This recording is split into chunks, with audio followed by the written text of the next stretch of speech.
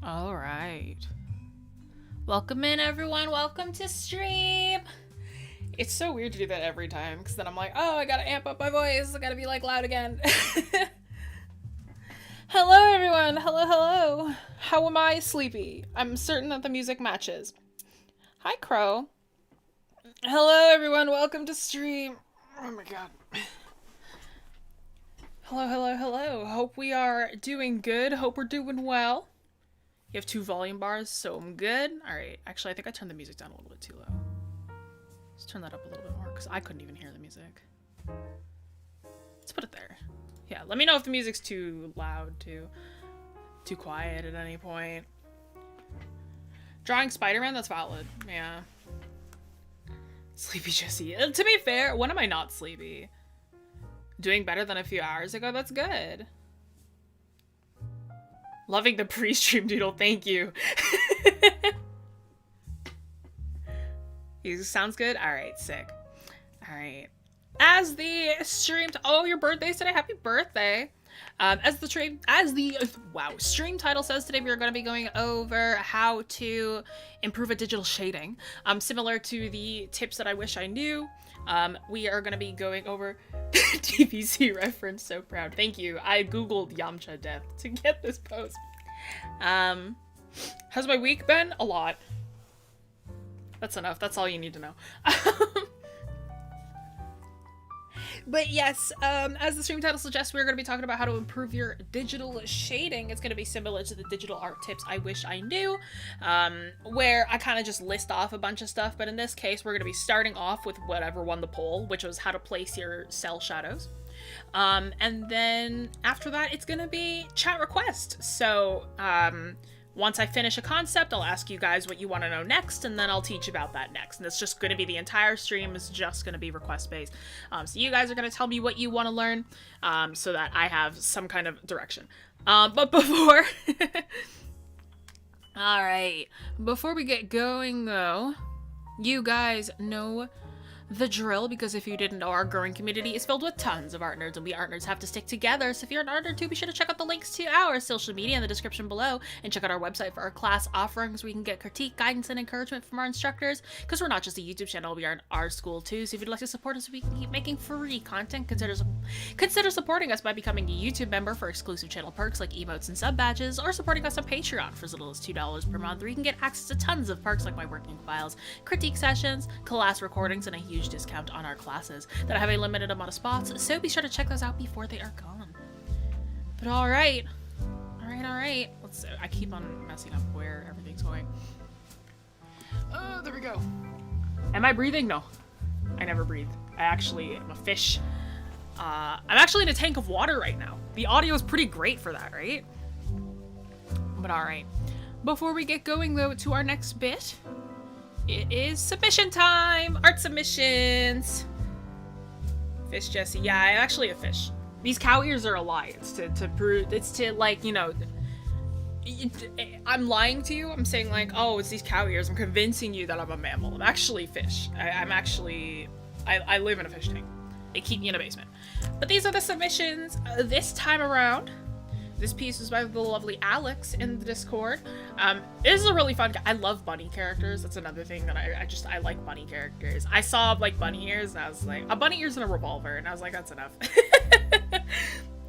This is a really, really fun one. The theme is ice and fire, and I'm kind of like, for me, it's like, he's got a scarf on, he's kind of got this wintry outfit with a little fire buddy next to him, like, close enough. It's also like, it doesn't necessarily need both of them. There's a lot of very icy submissions. I'm actually not seeing a lot of fire. So, if you like to choose one or the other, take it into your interpretation in your own way. There you go. This is a really cute one. Love the style, love the hard-edged shadows. I'm a big fan of hard-edged shadows. I find that I'm quite bad at them. So this is a really fun one. All right. Thank you so much, Alex, for submitting. This next one is by Droll Fox in the Discord. I love a good griffin. I love a good funky griffin, because everybody, like, whenever you see, like, a griffin, like, the classic description of a griffin is, like, bald eagle, lion. But you know what I see? I see bird and cat. And if you can just kind of take, you know, a bird and a cat and put that together, that's good enough for me. I love this kind of, like, little owl falcon kind of going on here. I love the little flame bits. Also, traditional piece. We love traditional art on this channel. Oh, now it's time to turn the music back down a little bit. We love traditional art on this channel. So I love me a good traditional piece. The feathers are lovely. I love these kind of like...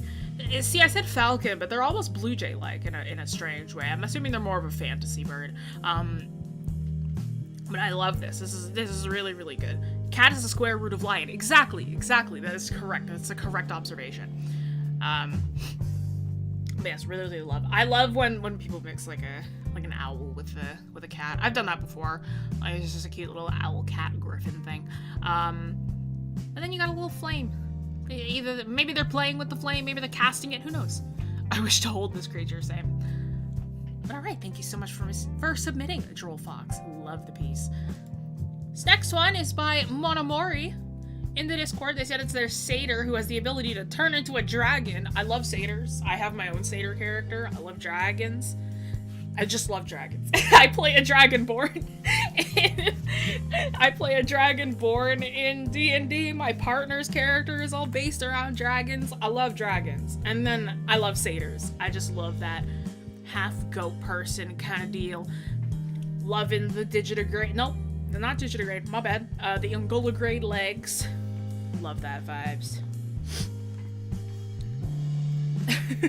Ice catch scarecrow. You can call crow any part of that first name. Corn chip, true. Dragons are my favorite. See, they are his favorite. But yeah, this is a beautiful. What instrument is that? I believe it's a lute. But yeah, lovely stuff. And they said that they turned into an ice dragon. I think that's very, very fun. Am I over my sickness? Yes, I'm all good today. But this is beautiful. I love the concept page. I love the shading on that dragon. Beautiful stuff. Beautiful stuff. I have 2 of them tattooed on me, true. But all right. Thank you so much for submitting, Monomori. Next one is by Reimagined Skies. This is a beautiful piece. They submitted 2. We've had Reimagined Skies on the stream before, and I see Reimagined Skies in the Discord a lot. I love this piece.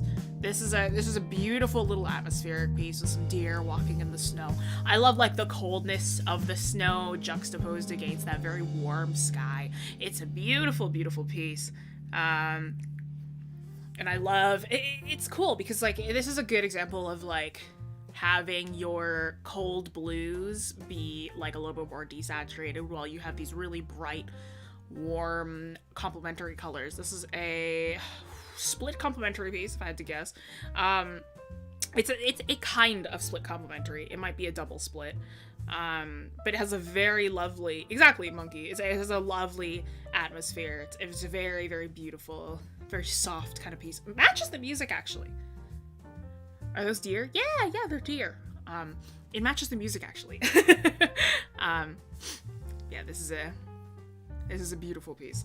Well done, Reimagined Skies. These are lovely. What am I doing? We're going over the art submissions from the Discord. All right, this next one. Is this the last one? Yes, it is. This last one is by Zipporah in the Discord. I don't play Genshin. I know this is Kaya. So I'm pretty sure Kaya's he's either a water or an ice character. I don't know if there are water characters. I'm gonna be honest, I don't play Genshin. But I was like, you know what? It's blue. It's cold. It's cold. It's ice. Okay, sick. Regardless, beautiful rendering, beautifully done. The anatomy is really well done. Yes, we accept fan art. It doesn't have to be original. As long as it goes along with the theme. But this is a beautiful piece. I love the lighting. I love the way that you handled the hair. Excellent work on that. And it's a good example of like having a very busy character with like not much going on in the background. Works just fine. Especially if you have your character as the focus, you don't necessarily need a big background. Having just the character there, a little bit of texture in the background, easy peasy. You're good. You're done. So, very, very well done, Zipporah. And thank you so much for the submissions. I believe there's 5 of you. 1, 2, 3, 4, 5. Yes, thank you so much for the submissions to the 5 of you. There were other submissions. I handpicked them myself, so if you didn't get in this week, you can always try again. Join the Discord. You'll be able to hand in your pieces or maybe try something new.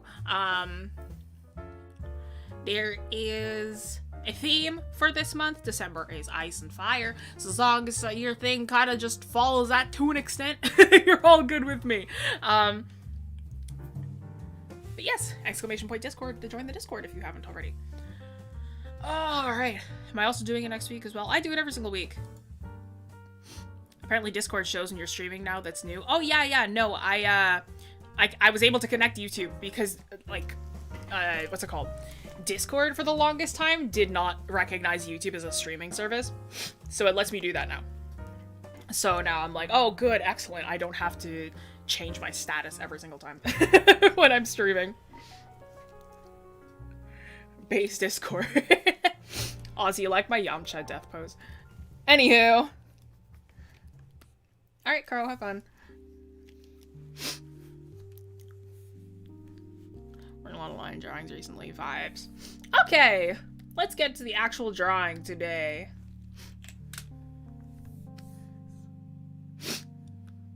Love this little doodle. Thank you.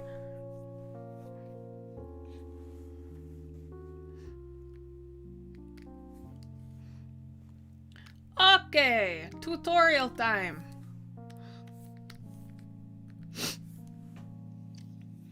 It's great. That'll get used to the Just Gremlin verse. Thank you. Try to turn in about 10 minutes. Okay. Sounds good.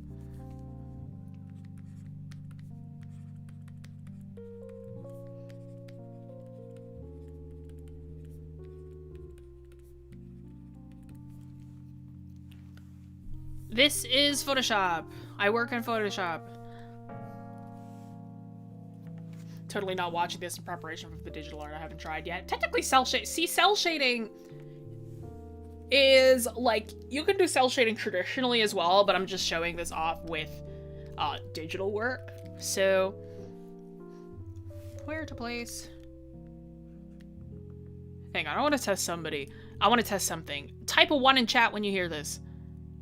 I just want to hear that. I want to see what the delay's like. Type a 1 in chat once you hear what I just said. Okay. Okay, so it's not a crazy delay.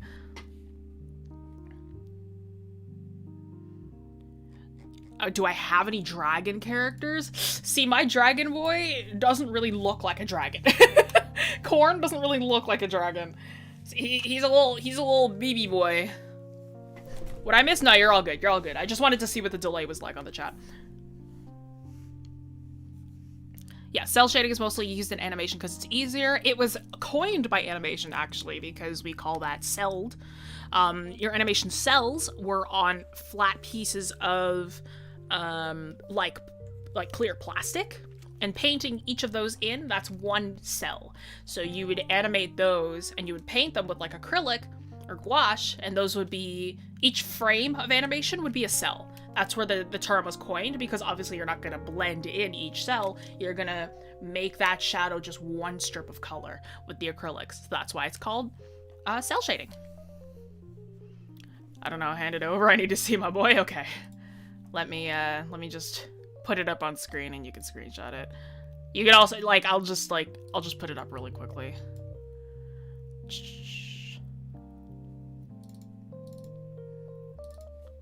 Corn, that's my boy. He's a little dragonborn baby. He doesn't really look like a dragon, but he's dragony enough. It's funny because I drew like an anatomically accurate version of him recently, so there's a lot of mistakes that I made here, but it's okay. He's very, very cute. Yes. Older anime was all done on cells, but they always threw them out, so that's why they're harder to buy nowadays. Oh, vibes. Corn is precious. Corn is my favorite little gremlin baby. Okay, digital shading tips.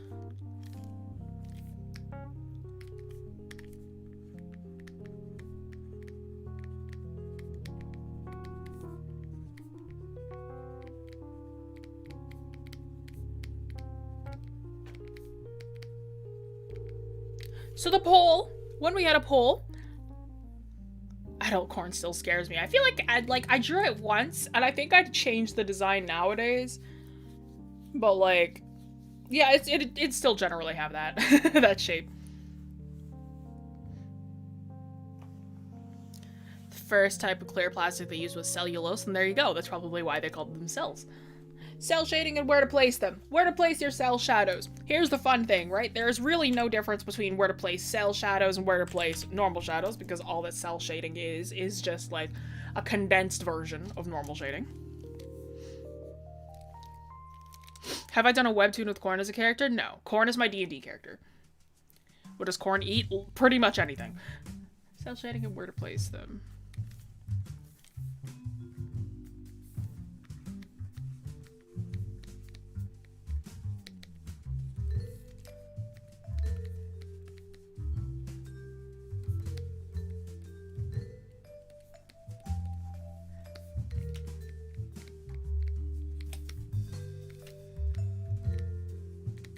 Oops.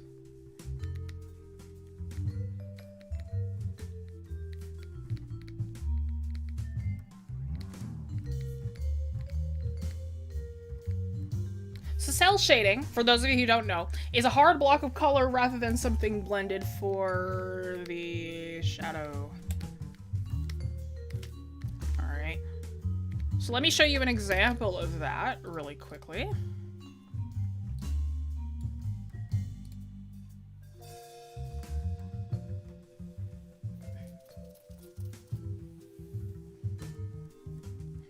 Yep, all my socials are at television, as Joe has just put in the chat.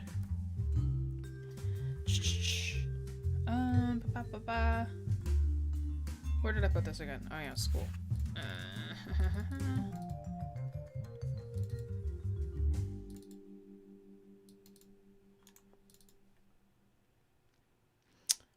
Let's do page 7. There's not anything. Yeah. So cell shading are these hard edge shadows. Notice that there's no blending whatsoever, right? It's just one giant block. There's corn again. There's just one giant block of color, right, for each shadow that's present, right? Even the highlights, just one strip of color. There really isn't anything blended. It's all just one big block. That's what cell shading is. So we could blend them in. That's soft shading. If we don't blend it in, that's called cell shading. So you have a bit of a hard edge right there. This is my partner's character, by the way. So cell shading is a hard block of color rather than something blended for shadow. How did I come up with the name television? So I originally, one of my favorite things when I was a kid was object heads. I loved television heads. So my original handle was pastel telehead. That's what I had for a long time, which is the most like 2014 Tumblr username ever, right? And then as I got older, I was like, I need to condense this. And I still liked the kind of CRT, like television aesthetics. I was like, we could just call it television. And that's why, and obviously television itself was taken. So we came up with television. And that's what I've stuck with for like years now.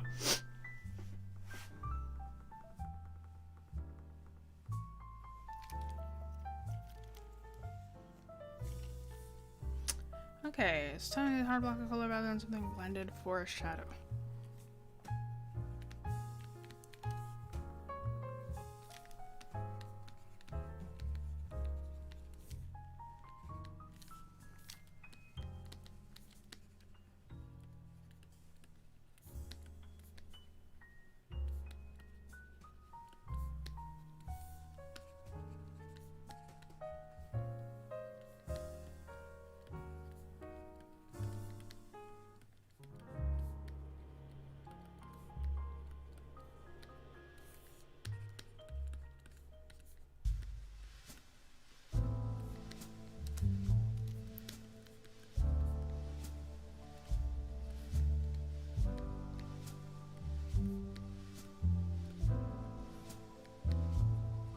So placing cell shadows is the same as any other shadow, but now it won't be as soft and there's no need to worry about blending.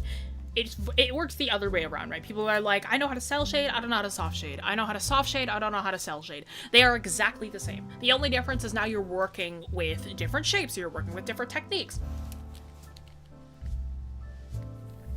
So instead, let me tell you some things to keep in mind when you're shading with cells, which can also be applied to regular like soft shading as well.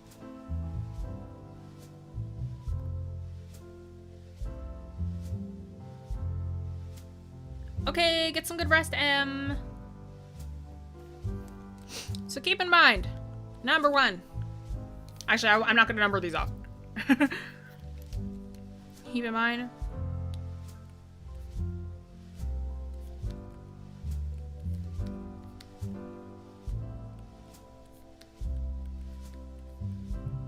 shadows are a shape, not a line.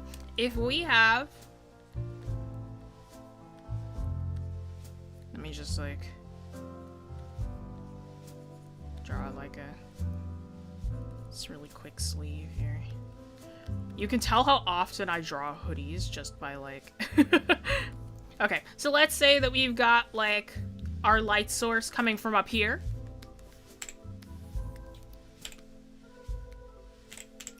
The biggest mistake that I will always see, the biggest mistake, is if people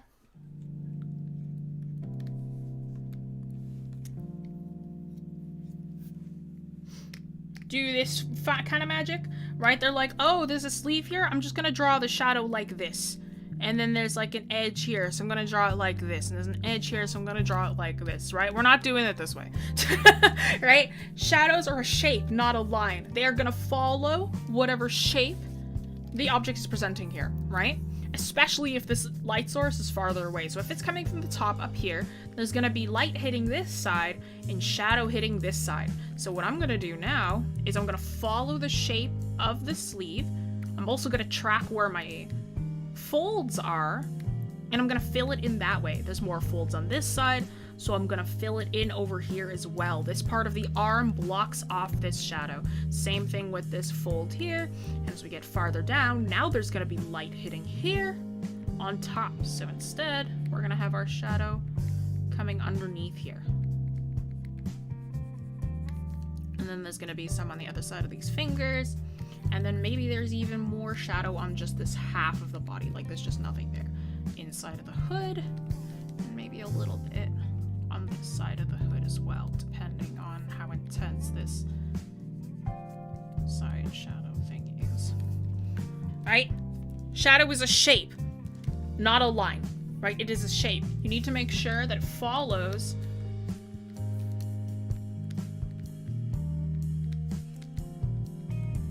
shape of the form that blocks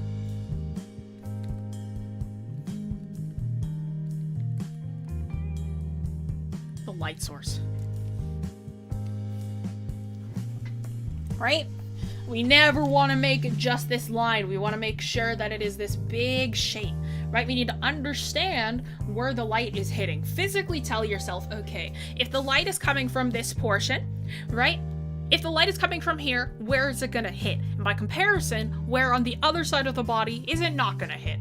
Right? If we have it hitting on one side, it will not hit on the other. So we got to understand where it will hit and where it will not hit. Right? That is the biggest thing when it comes to shadows. That's the only thing you need to understand. You need to think logically with where our light source is coming from and where it will stay. Like, people are like, where's the light source? As long as you just establish one from the beginning, everything else is easy to fill in, because all you need to think is logically, okay, something here is blocking the light, it has to cast a shadow. Oh, this thing is translucent, the light will pass through it a little, but it will be colored because of its translucency, or it won't go through all the way, right? Oh, it's very close to the light source, so on and so forth, right? What'd you shade out of the strings of the hood? Was just gonna get to that. So number 1, shadows are a shape, not a line. Number 2. Actually, you know what? Yeah, let's number this. Number 1. Number 2. Proximity and size.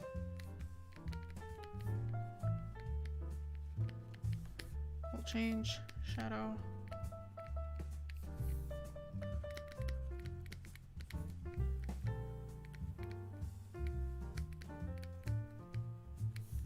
Proximity and size will change the shadow's size, length, and need. One really, really big mistake that I see a lot is, like, if we have some things that will, like, cause shadow, right? Is that everything will have the exact same size of shadow, right? Let me think for a second. I'm trying to think of an object.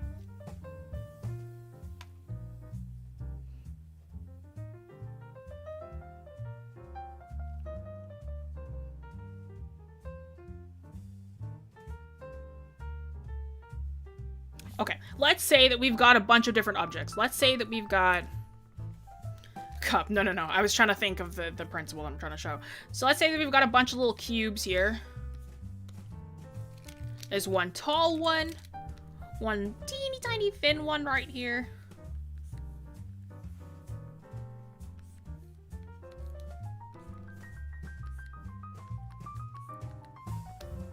And then we've got kind of a moderately sized one right here as well.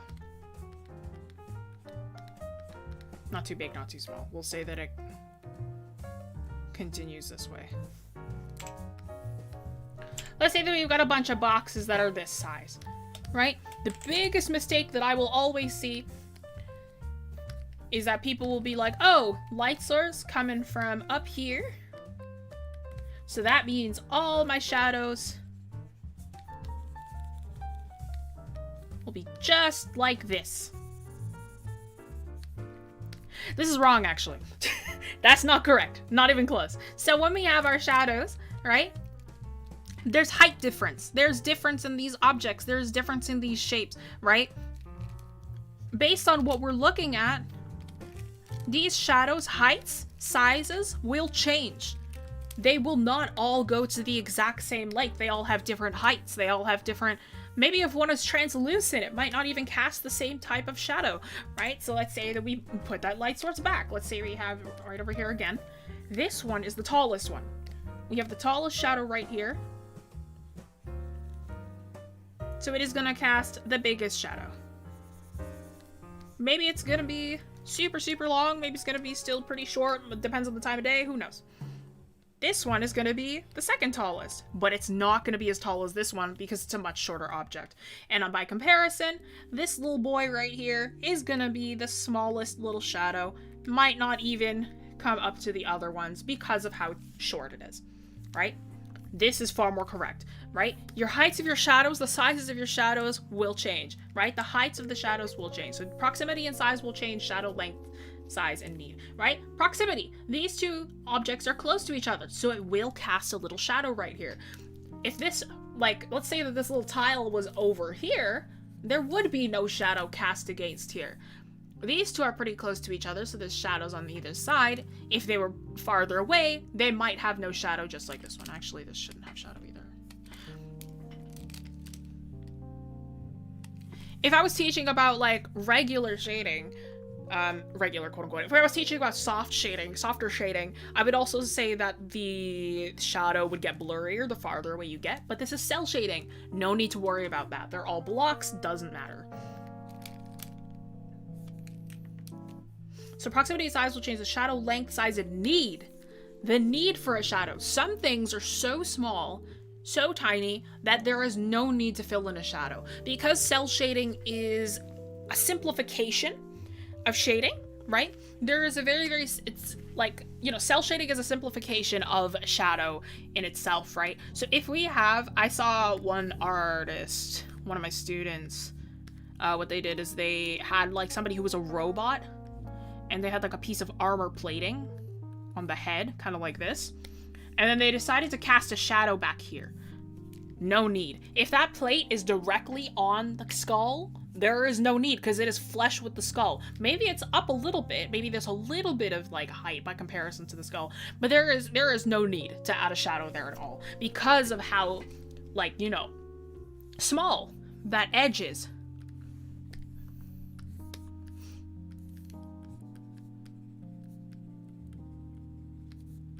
No need for shadow. Alright, so proximity and size will change the shadow length, size, and need.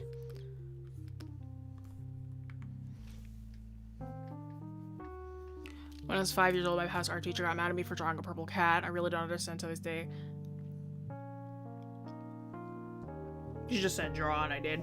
Some people are just angry.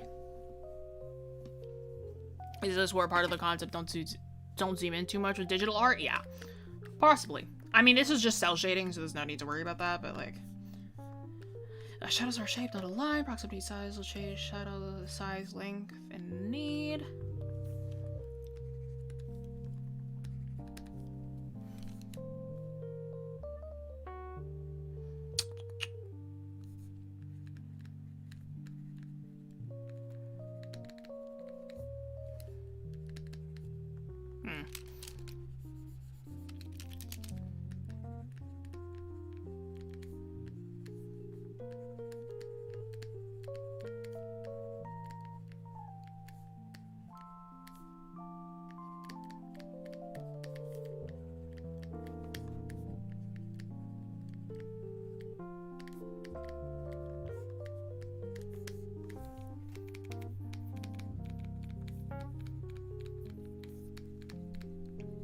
So bounce light, subsurface, and ambient occlusion, but I'm not going to add that in, can also be celled in and it still looks good.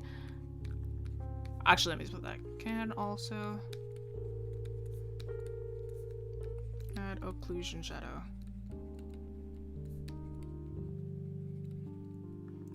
Hang on, let me open a window because it is so hot right now. It always gets so hot when I'm streaming, and I have no clue why. I think it's just because I'm talking a lot and I get angry. I'm joking, I'm not angry, but... So bounce and subsurface can also be cells and it still looks good. And it can also, you can also add an occlusion shadow. So if you don't know, bounce light, it's the extra light source that you might have. Subsurface scattering on translucent objects such as skin. It's that little red edge. And occlusion shadows are the darkest point of your shadow. Nope, that's a core shadow. The occlusion shadow is the shadow that is there because of proximity, no matter what. Occlusion shadow. Actually, that shouldn't be. I can also add core shadow. Your core shadow is the deepest part. So let's say we've gotten in return of the sphere. Now let's say we've got a sphere here. And we wanted to add in our shadow. So our light source is coming from up there. Let's say that this is a skin sphere.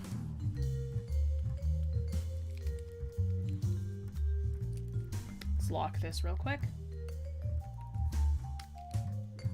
And let's say that we wanted to add a bit of ambient occlusion or a little bit of subsurface scattering. So we add a little bit of whoopsie doopsie. So we add a little bit of orange to the edge of that shadow. And then there's a little bit of bounce light going on too, so we pop that back in there too. Right? This looks fine. Looks great, right? This is soft blended with cell shading. Looks totally fine, looks great. But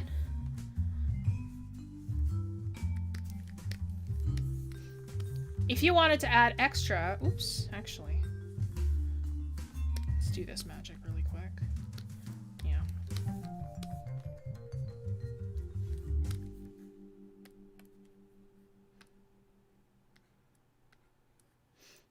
Let's say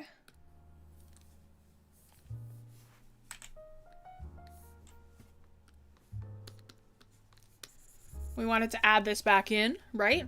If we still wanted our, like, you know, subsurface scattering, we just added a little edge like this. And then we also wanted our bounce light, which was just a little line like this.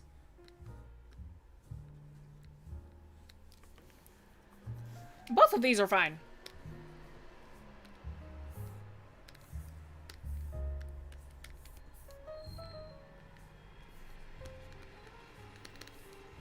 See, here's the issue with me opening up my window is you can probably hear what's going outside of the door.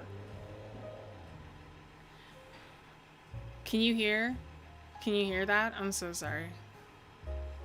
Let me just...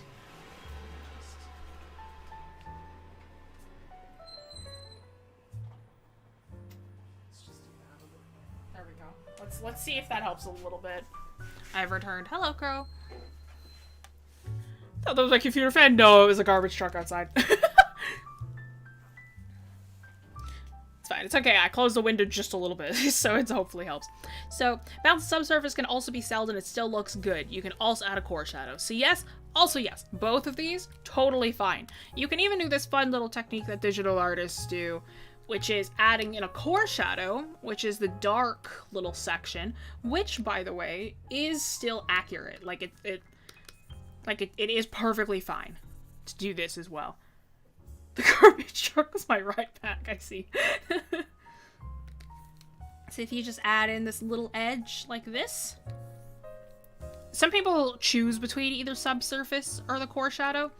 And then if I was to kind of add this back in like that.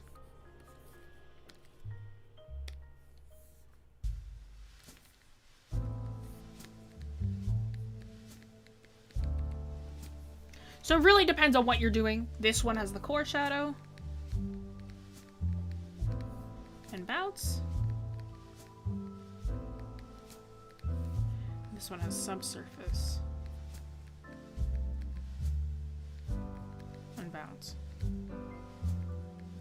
right? It still keeps the principles of shadows. It keeps all of the principles of shadow and lighting and all that. But now the technique has changed. But it is exactly the same with each one. There is no difference.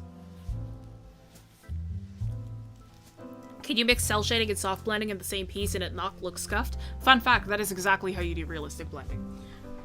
Realistic blending is celled and soft. That's how you realistically shade.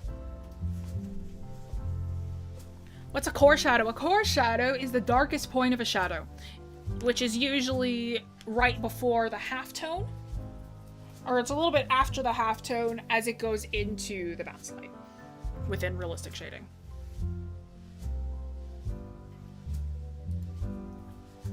All right, that's about as much as I'm going to give for this first section.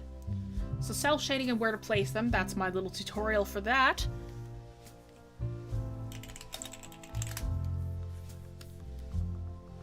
Does bounce light have to be a specific color? Yes. If there is bounce light, it has to be whatever color that bounce is. So if you're in the water, more likely than not, your bounce is going to be blue because it's reflecting the watercolor. If there is like a neon light behind you, whatever color that neon light is, that's going to be your bounce light unless it's your main thing. So on and so forth. All right. I type fast, thank you. All right, chat. Now it is up to you. Request time. What exactly would you like me to talk about in regards to digital shading? Any requests? You can also choose from the other options in the poll. If there was something in the poll that you would like me to talk about, feel free to take from there. Or if you have something more specific, I'm not going to be doing tutorials like how to draw hair, how to draw hands, how to do that kind of thing. It has to be specifically related to digital shading. That is what I will do. Stuff like how to draw a simple person and where to shade, that's also something I can't do. Because where to shade depends on where your light source is.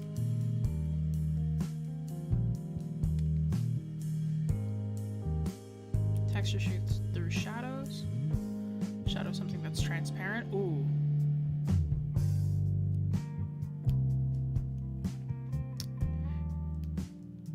So just kind of depends on how you shade a tree, everything.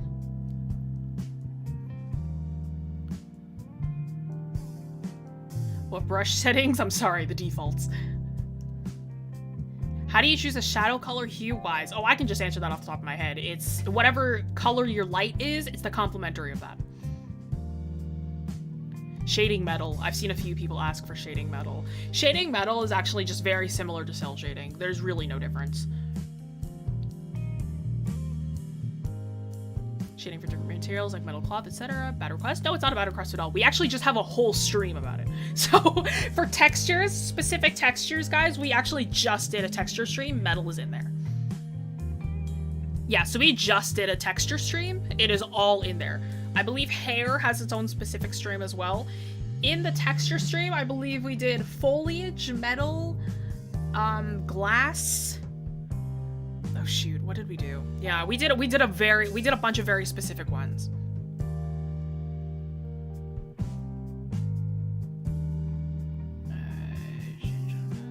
No. How to shade something that's transparent? Yeah, I can do that one. Sure. Let's do something that's shading something that's transparent. In what instances is it better for cell shading than soft? There is none. It's all choice. It's all personal choice. If you're talking about using both, I can also talk about that next. Thank you, Sue Albaden, for becoming a wing canvas angel. Albaton? I apologize. But thank you so much for becoming a YouTube member.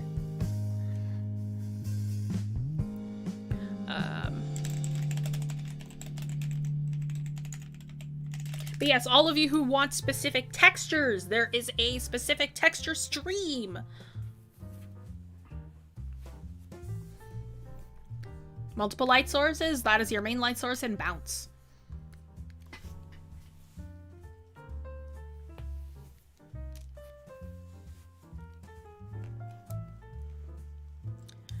didn't think it'd show up in chat. It always shows up in chat. But hello, thank you. Appreciate it nonetheless.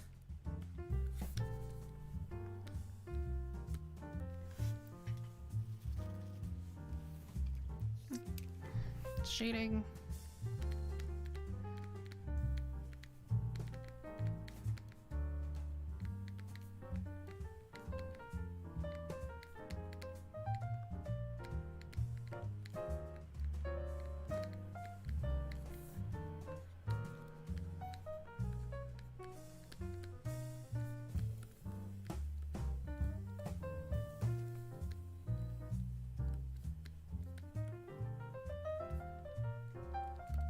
I'm gonna ask you a simple question.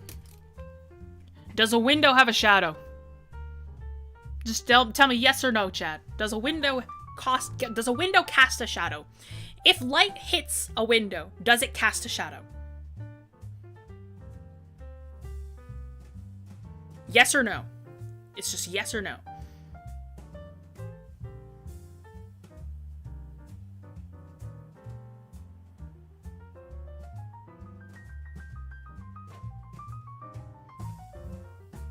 Those of you who have answered no, congratulations, you are the ones who are correct. Windows themselves do not cast shadows.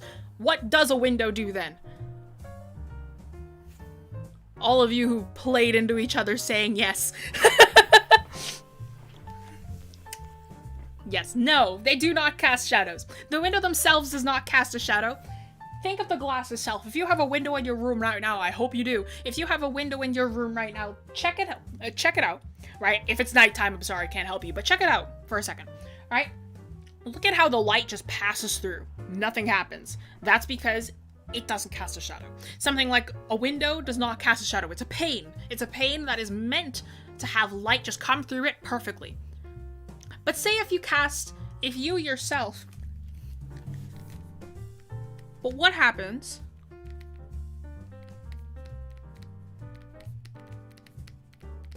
if you aim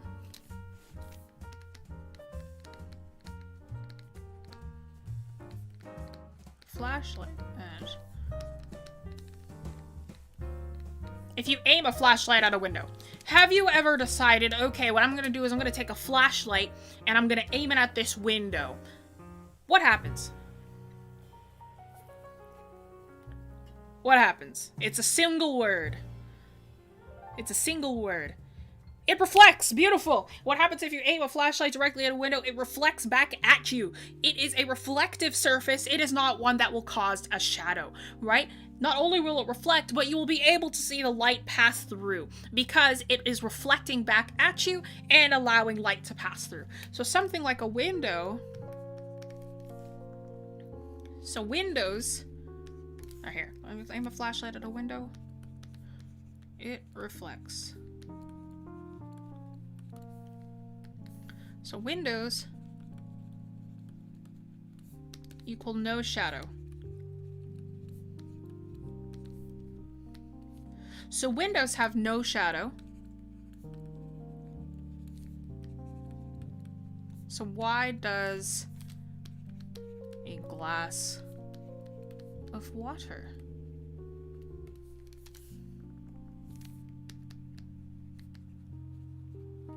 have shadow?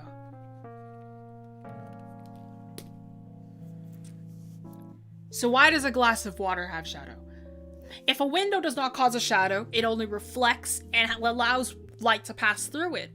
Why, in that case, does a glass of water allow a shadow to occur? It's not a flat surface. It is not a flat surface. Yes, thank you. That is correct. So it is not a flat surface. Water also refracts light. Yes. So it is both the light refraction and the fact that a glass is a cylinder. It is not a flat pane. Windows are specifically designed to make sure that there is no shadow that passes through. Glass, if you look at a glass of water, if you have a glass with you, a glass of water somewhere, right, you notice that cylindrical shape is kind of casting in on itself. Where the edges of the glass get a little bit too thick for the light to pass through, that's where the edges of the shadow will begin. So let's say .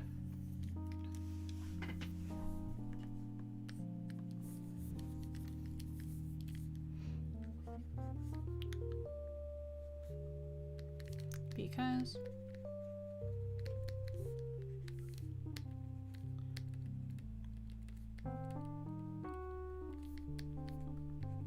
and refracts. Here's a beautiful thing about art, is that art is science, unfortunately. So if you know enough about science, you know enough about art. If you know 3rd grade science, you can become an artist.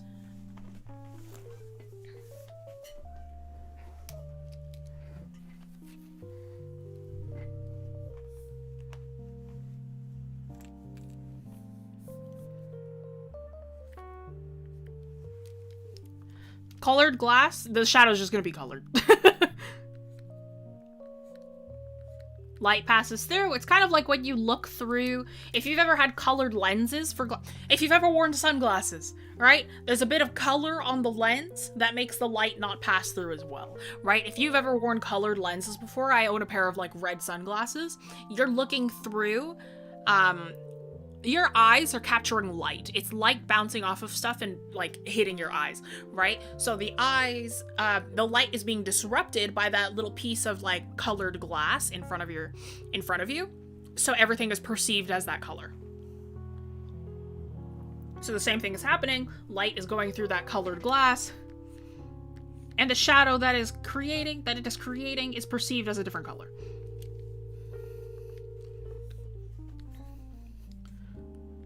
Why does my shading look muddy? Are you using the correct colors? Are you over blending? What medium are you working with?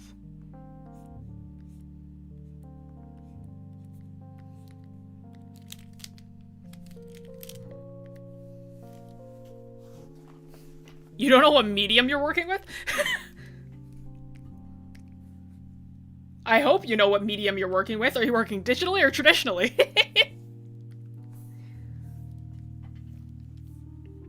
So if we have a glass, right?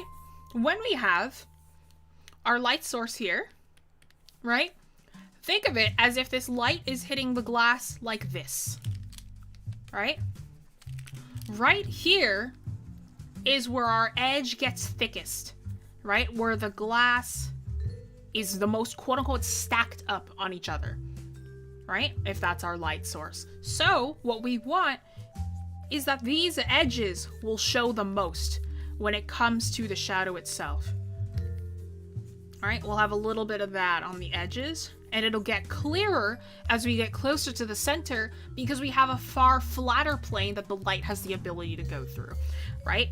So if we kind of shade so that, oh boy, if we kind of shade so it is the outside of this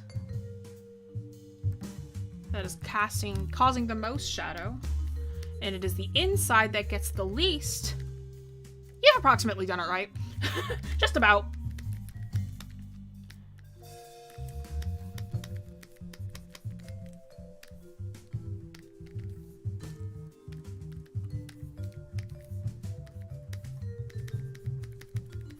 You can also have a little bit, because the edge of a glass is usually a little bit harsher, you can also maybe make it a little bit darker. There's a little bit more intensity down here. Think of just how much glass is being stacked up on itself. How many more layers of glass does the light have to get through? And if it's more and or less, and then there's more and or less that you have to get through.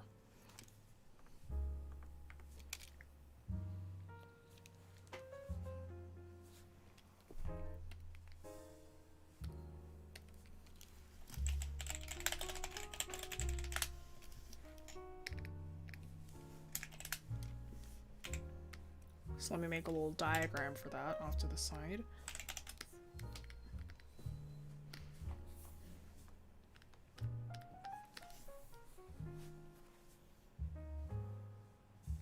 Oh, can you guys not hear the music? Does that sound a little bit better?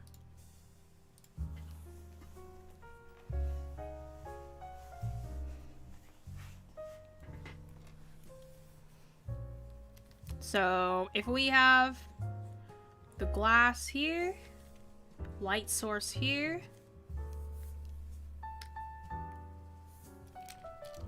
Okay, excellent.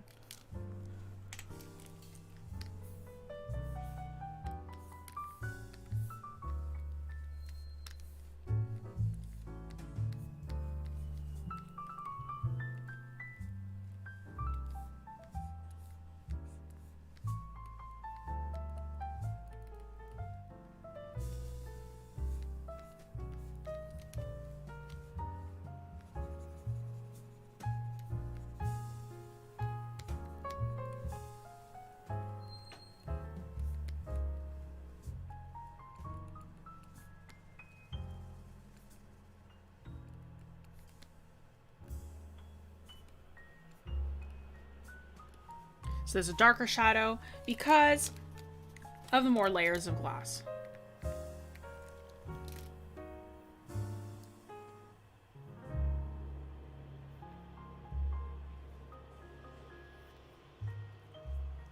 So do clouds look like they're lit up because the light is bouncing off of water vapor? No, it's because it's edge lighting.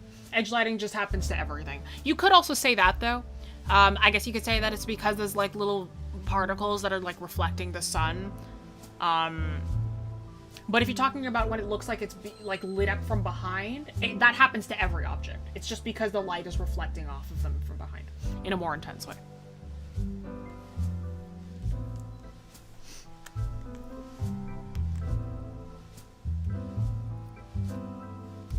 All right. Shading through transparencies. So this, I kind of just talked about like windows and glasses and stuff like that. All you really need to worry about now is just the shape of the transparent thing itself, right? References are your best friend as well, right? Glasses do the same thing. If you're looking at a pair of glasses, because it's convex or concave, right? Your little nope, there's another word for it. Whatever those lenses are called, depending on where, if you need to see farther or closer. They kind of refract light funkier. So that's what causes a little sunbeam, right? That one's a little bit tougher. I'm not gonna try and explain that one because I don't really understand it that well. It's just like that's what you can use. That's what you can use if you were a not great kid on the playground and you decided to try and like burn things in the playground. But you just need to think about the shape of whatever glass thing it is, and if it has color on it. Think of if you're looking through a stained glass window and it paints that shape of the stained glass window on the ground. Same exact deal. It's just gonna cast the shadow color. It's gonna cast the glass color on the ground as well. All right. Art doesn't have to be complicated. Just look at abstract art. The thing is that abstract art is actually quite complicated. But it doesn't need to be complicated. You're right, though. Art does not need to have crazy big backgrounds. It doesn't need to be anything crazy. It's just the concept that matters, really. It's the energy behind it that matters the most.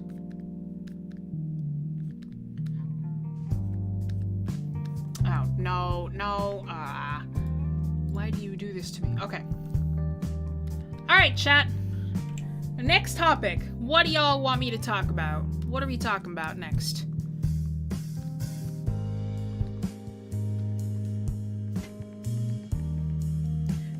Let me change this file size.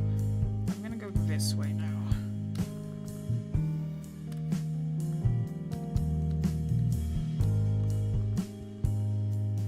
How was my day?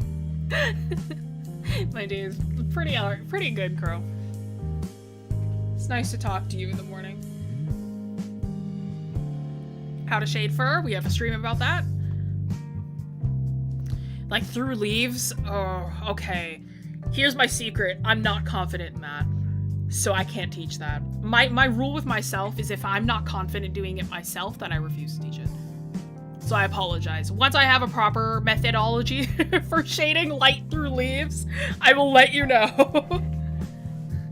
So I am really not confident with shading through leaves. Good rule, thank you. Yeah. Highlights on shiny objects, just don't blend it. Little stamp of white right there and you're all good. Glowing things and or two light sources. Multicolored lights. iridescence another thing that I'm not confident in? I apologize.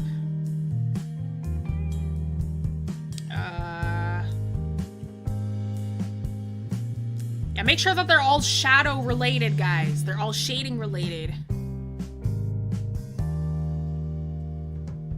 Is it still shell shading if you lower the opacity? Yes.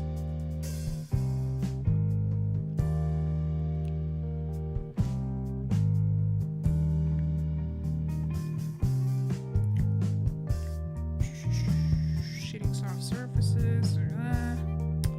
You know what? I've seen a couple people ask for multiple light sources, multiple colored light sources. I can do that. How many layers of cell shading can you do before it becomes just shading? For me, it's usually just like a maximum of like 3 before it just starts to become like one of those like paint by numbers things that you see in like Toys R Us.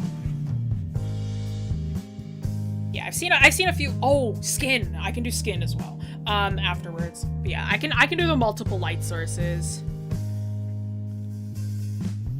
How to decide where to cell shade versus soft shade. Oh, do you know what? I did agree to do that one. Okay, let's do multiple light sources because that's gonna be quick, and then I can do the deciding where to cell shade versus soft shade. I can do that too. But if we're talking about realism.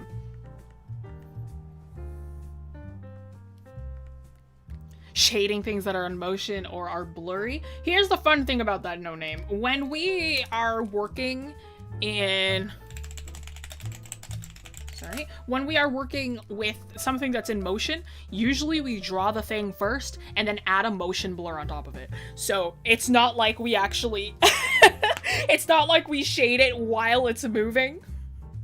We add the motion blur afterwards. So we just draw the thing and then add the effect. That's how you do it digitally.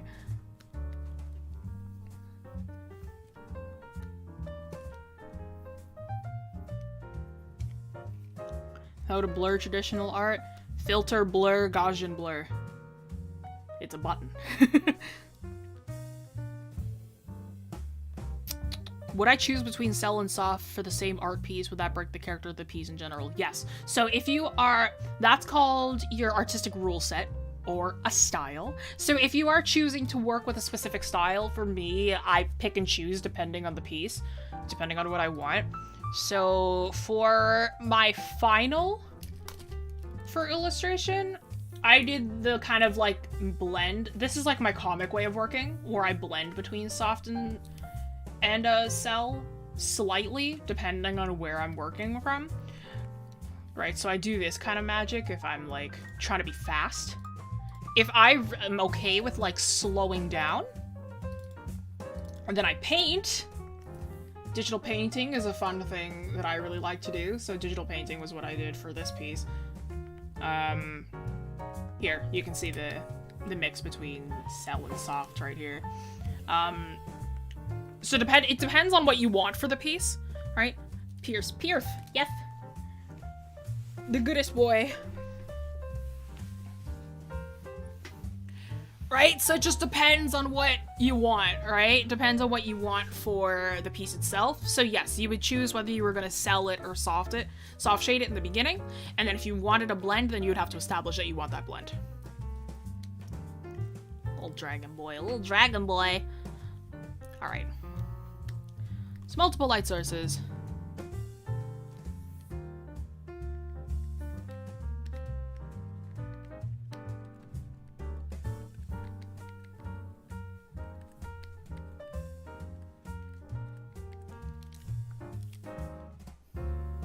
I'm so good at drawing. Thank you! The art demon does me well. Let me take this off really quick. I'm wearing so many layers, and it's hurting my body because I don't want to open up the window. But I'm also dying of heat. I'm melting as we speak. So multiple light sources. Hopefully I can reach that skill level someday. You can! Everybody can.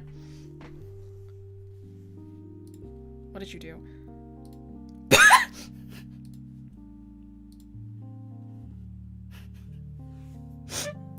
No, I'm showing this on stream. I need you to know.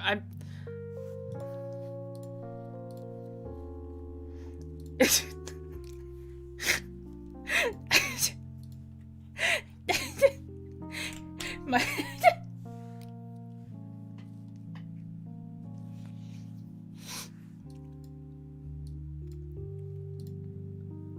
Scarecrow sketch in chat, everybody. This is my partner. This is who I deal with every day. Anyway. Among Us. Anyway. So having multiple light sources. Not very...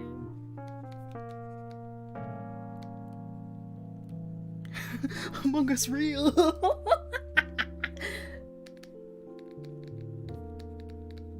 Just having... Among Us.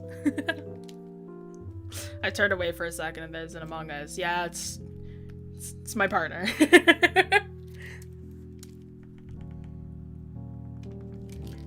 Just having...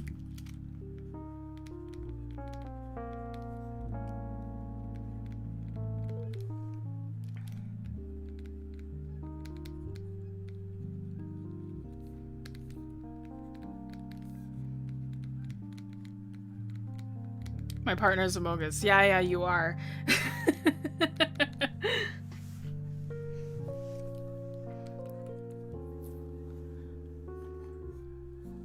You're a little sus, Crow.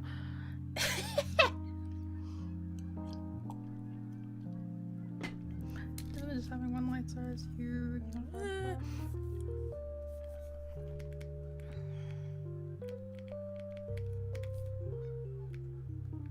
Can you hear the geese outside? I don't think you can, but like, I just want to check.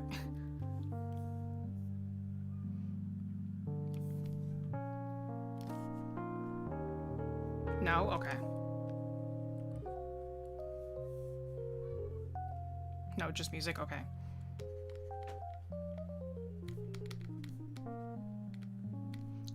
Bring them in. Let them speak. No, actually, I think perhaps I will not do that. Oh, now we can? Okay. You heard one? There are hundreds. The geese have something to say. They always have something to say. This is Canada.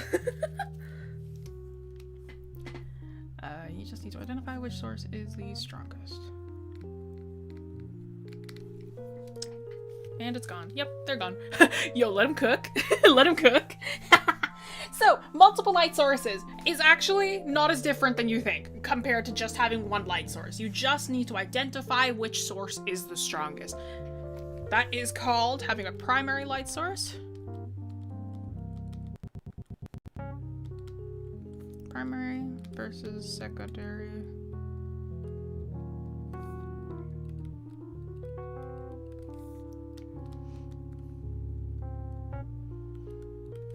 Sources.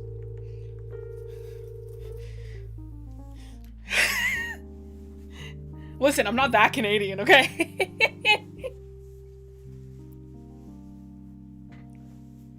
Secondary light sources are for adding room lighting. That doesn't make any sense, but looks nice. Not necessarily. Don't teach lies to my chat, Oz. Alright. So not very different than having one light source, you just need to identify which source is the strongest. This is called having a primary versus a secondary light source, or secondary light sources. Right, multiple secondary light sources if you decide to have more than one. Alright, so let's say that we have... Who do I draw? Let's say that I got... You know what? Let's draw Kirby. Let's draw my boy for Kirby and the Forgotten Lands winning Best Family Game of the Year at the Game Awards. Let's go. That's what we're talking about, boys. That's the only winner in my heart. That and Stray winning Best Indie and Best Debut Indie. Real. Kirby win!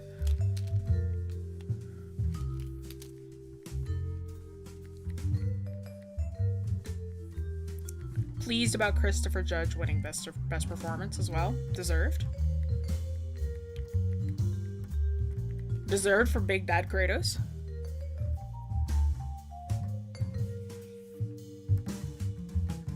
Kirby sweep. This is the closest Jess has come to doing the voice critical. Woo! Yeah, baby. That's what I've been waiting for. Is what it's all about. The most I've ever done is 3. I think that's the most I've ever done as well. I haven't bothered to do more than that. Really, if you have more than 3, that's too much. Like, I think that, like, you should be good with, like, just 3.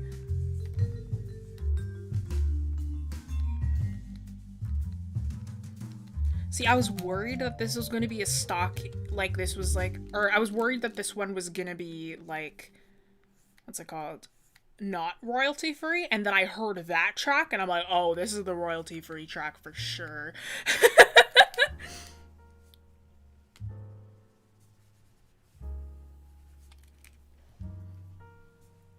What art school did I go to?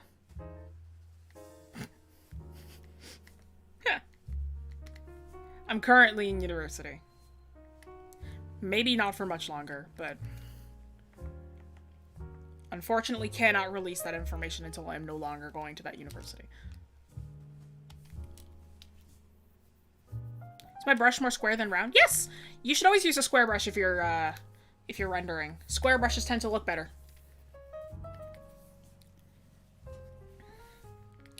I got a little carried away on curb. Okay.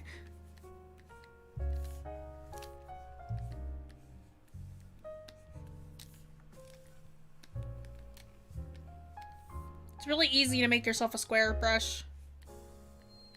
My original square brush was literally just a square, so it looks 20 times better than any round brush you could use, I promise.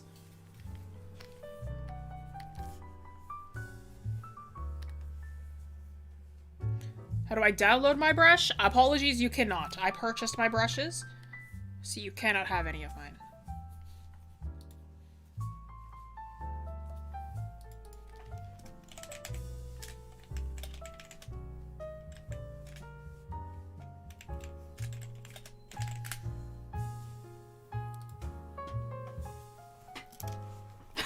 Circles don't exist in nature.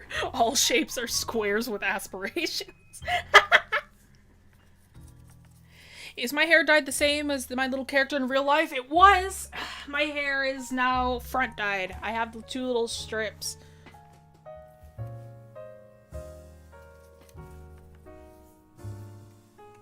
Well, actually, let's do this.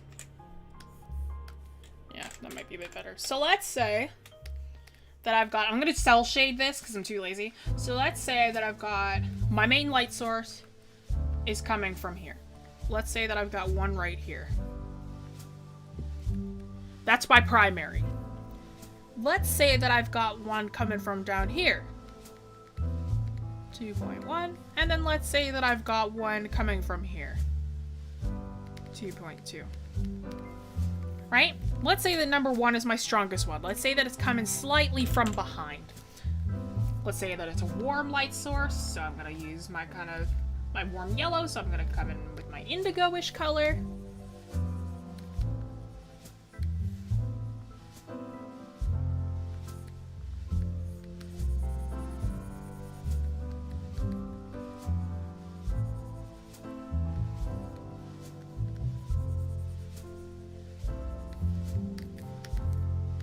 Say that we've got a bit of shadow happening like this.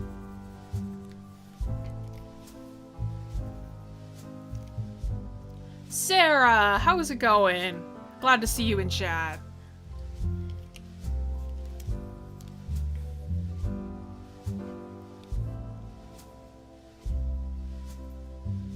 Yeah, Adobe account, Photoshop has a bunch of those Kyle brushes you can download. Yeah, 100%. Good, fantastic. Recognize all my students in chat. Glad to finally make it to another. Fantastic. If any of you are any of my students, please just let me know who. I'll give you a personal greeting myself if I see the message in chat. Because there's always a chance that I might not, and I apologize.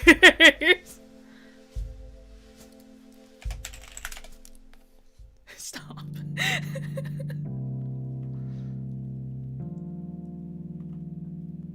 Also love your PNG. Thank you. Someone who draws a lot of Kirby stuff is actually blessed to find one YouTuber that does art for it at all. I also love your avatar PNG too. Very helpful advice. I have been a Kirby fan since 2009. I got you.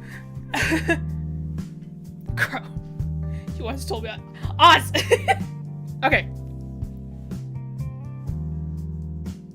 She's a Twitch streamer? Nar. I ain't no Twitch streamer. My partner is. Alright. How do I become a student? Exclamation point classes.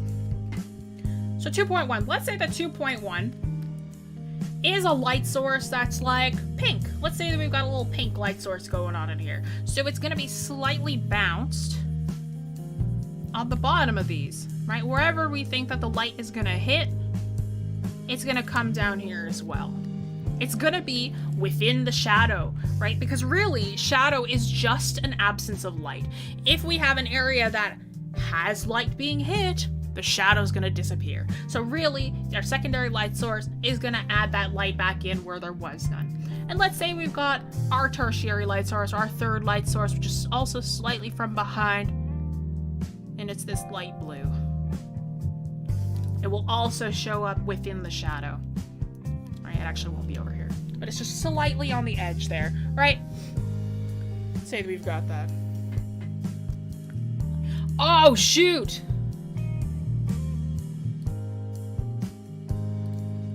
Oh, it's always rough because it's like sometimes you're on like a different account that doesn't have your actual name. See, I knew I recognized that. I was just like, which one? I was like, I don't know if you're from my other students or like if I just see you in stream sometimes. Give me a second.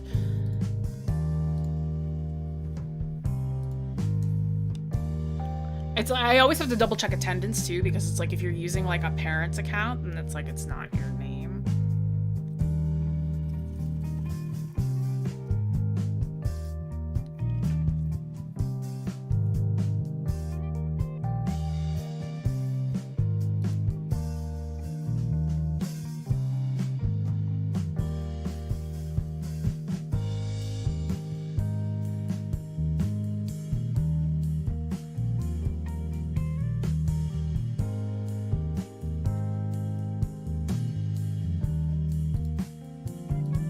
Okay, I think I know who you are. I'm just like...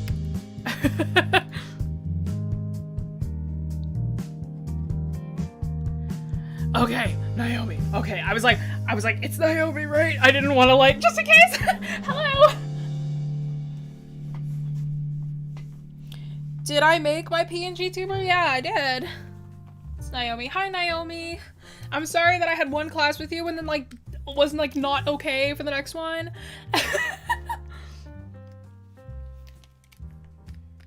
Okay.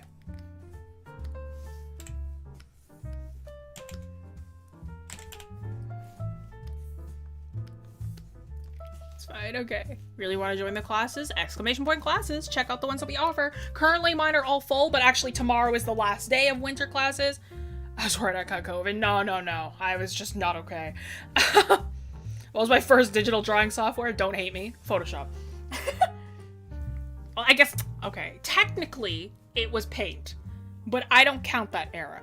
So we're just gonna say that it was Photoshop, because that's when I actually started to get into it. I got sick. I don't blame you for not doing the class. Yeah, no, I understand. I'm sorry, though.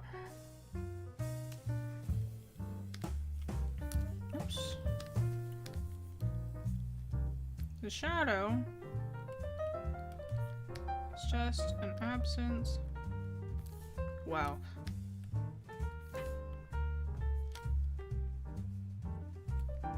Yes? Absence. ABS.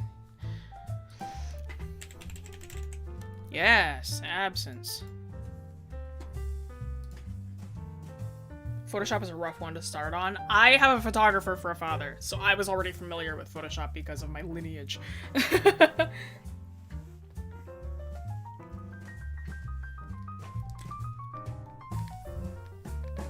So getting into Photoshop was actually not that bad. So now I just love these like crazy UIs.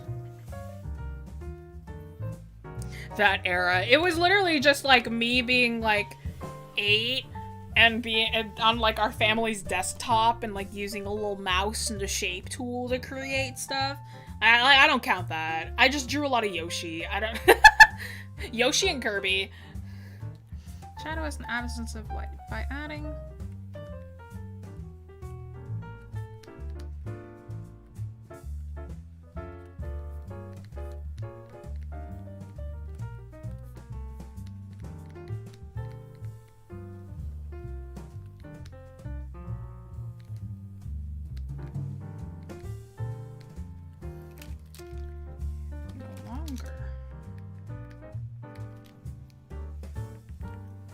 Shadow is just an absence of light. By adding secondary sources, you no longer have shadow.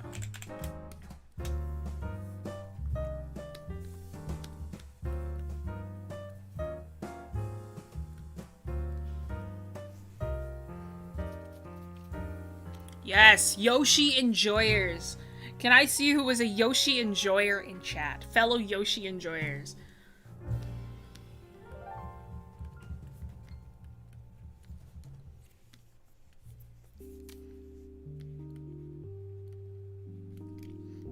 Yes, one of my classes open in January. Yes, Yoshi. Yes, Yoshi enjoyers. Still my favorite Mario character? Valid of you. Second best Mario 64 character? Who was your favorite?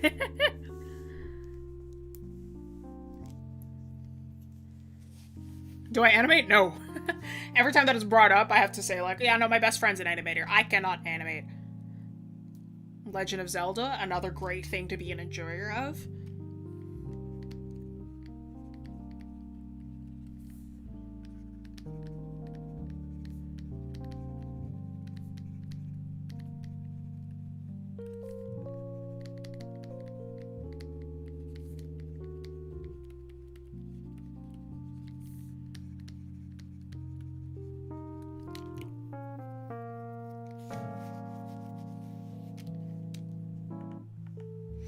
So the same principles as other shadows, just find the light source and hit only the effective objects. The only things you don't have to worry about now are just worrying about your core shadows and stuff like that, because your main light source will have taken care of that. Because these are weaker, they won't have as much of an influence as, say, your primary light source. So hopefully that helps a little bit. And then I know... Okay, how much time I got? 5:19? Okay. This next one might take a while, so... This might actually be our last one. Because a few of you have asked...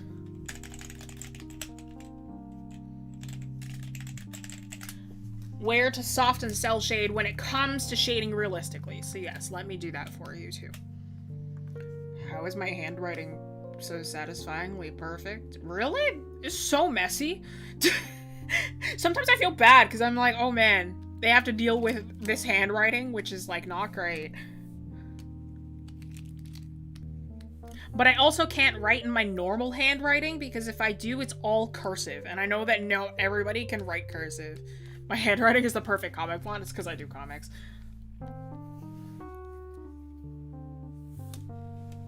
Is this live for real? Yeah.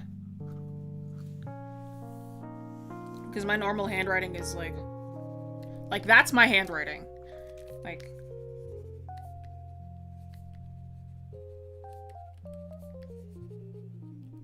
which is like, I know some people can read cursive, which is fine, right? But not everybody can.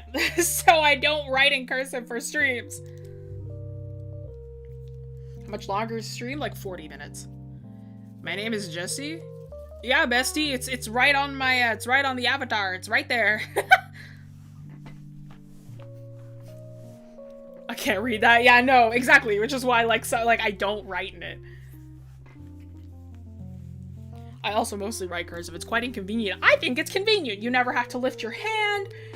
It's easy. I think people just need to learn to read it. I think it's pretty.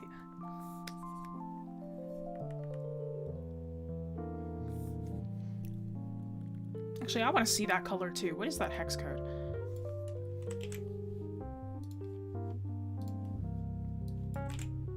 Oh, that is a nice little magenta.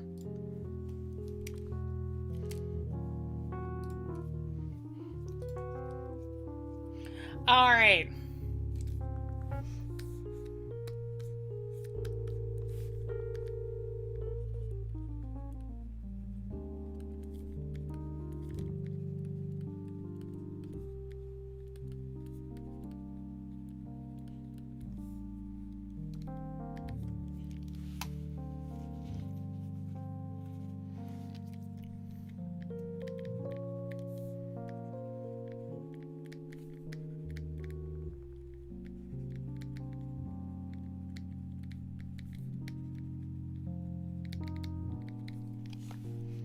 Alright.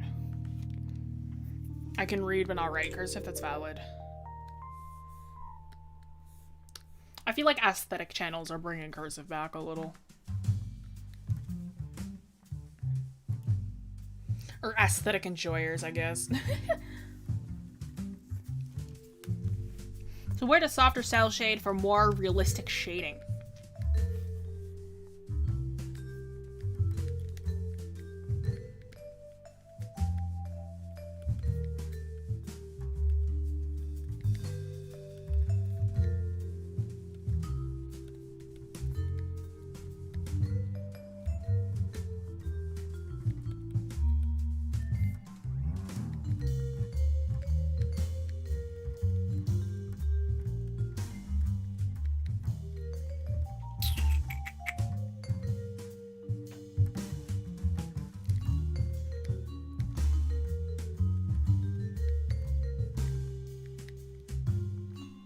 There's a third one.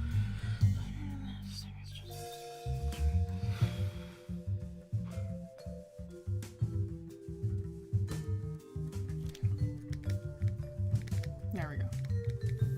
So where to soften cell shade for more realistic shading? Understanding this choice is based on proximity, shape, and texture. Proximity, shape, and texture, right? Number one, proximity.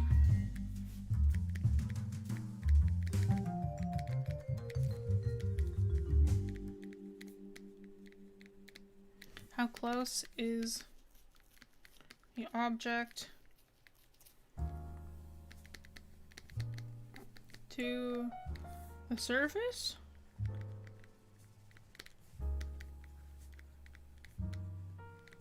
How close are the objects to each other? Right? I want you to do a little test for me. What's my favorite song? The Rifle Spiral by the Shins or Resonance by Home? So, I'm gonna need you all to do a little experiment for me. Take out your phone, if you have a phone, if you got something with you, and I'm gonna need you to turn on the flashlight. Turn on the flashlight for me. If you are sitting at a desk, if you have a surface near you, please put your hand down on that. Put the flashlight of your phone over top of it, right? Hold your flashlight over top so there is light going down on top of your hand. Put the hand down on whatever surface you have the flashlight going over, right? So if you're on a desk, put your hand down on your desk, put the flashlight over top of that. Notice the shadow as your hand is on the desk, right? Notice how sharp that shadow is. Notice how you can see the perfect outline of your hand. Now bring your hand closer to the flashlight. Slowly bring it closer. A, notice how much bigger that shadow is getting. B, notice how much softer the edges of that shadow is getting. Right? Notice the difference in that shadow as you get closer to your flashlight and get closer to your surface. Let's take that shadow again. If you have another object, right?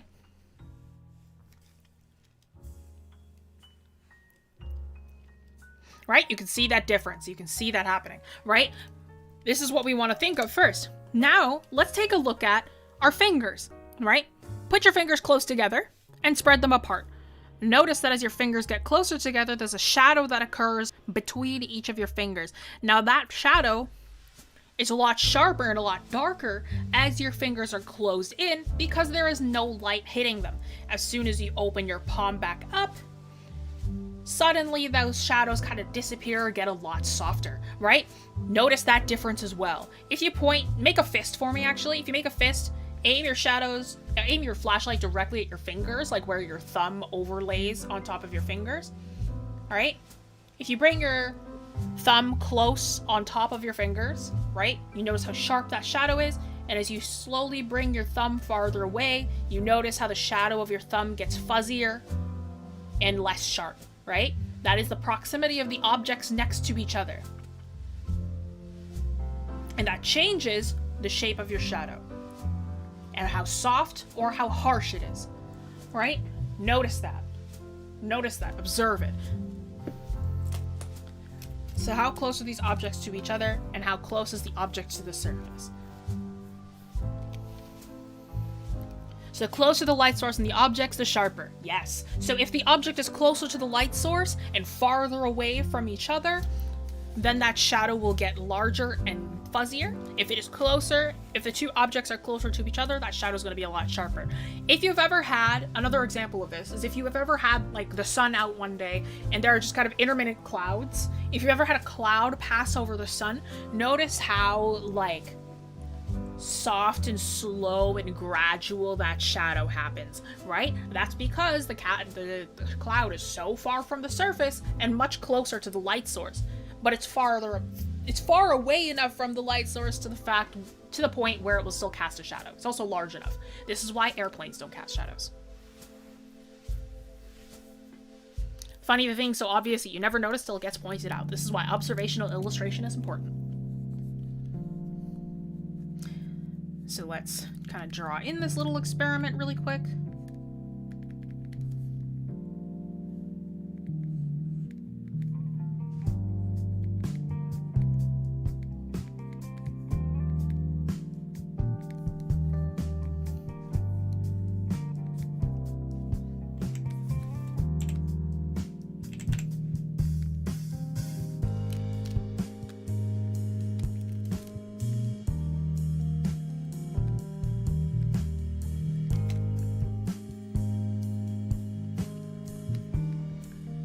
Should I use a PNG tuber or a VTuber? It depends what you want.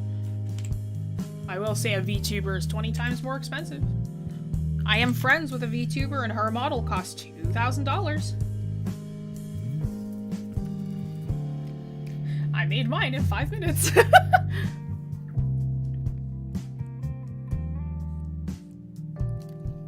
Alright, close together, sharp. Farther apart, soft.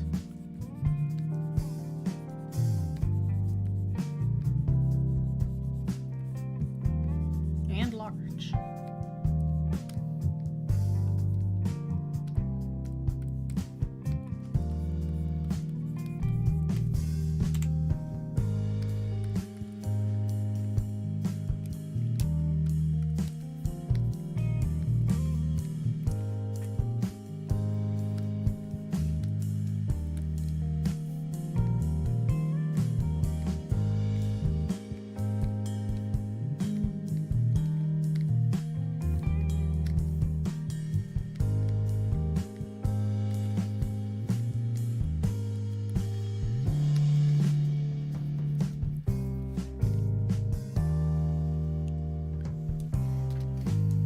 Does anyone else lose the drive to draw when their work looks scuffed and you're having a lot of issues with getting it right? I don't lose the drive. I tend to get frustrated for sure, but I'm very much the type where I'm like, if it's tough to me, I have more fun.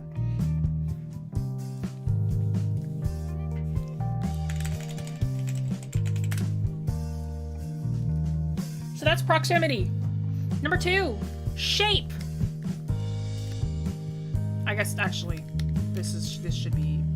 Whoops! This should be form.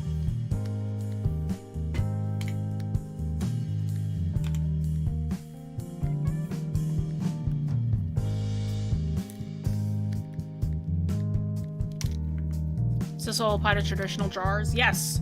Artists, traditional illustrators. Drawers is not a word. Unless if you're talking about a drawer.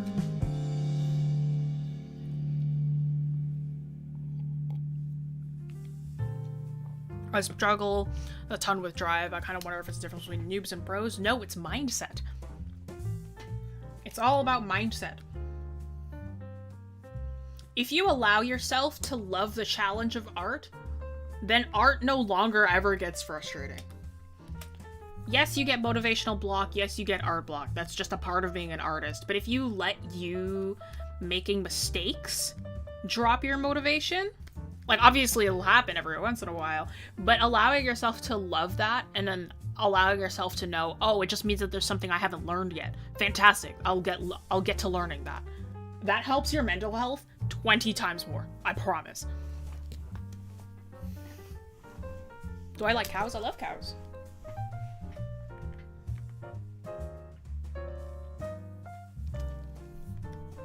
So form. This one's kind of obvious.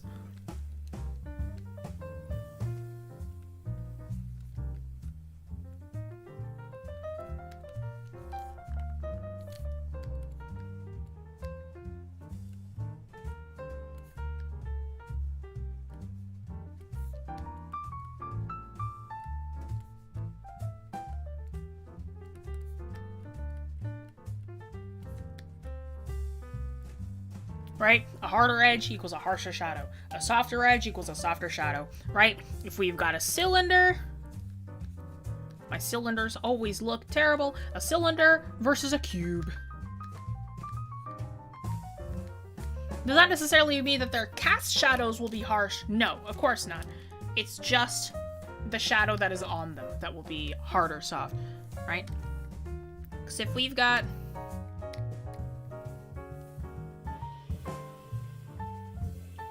a shadow on the inside of this cylinder, oopsie doopsie, it's gonna be blended into the side here because that side is curved.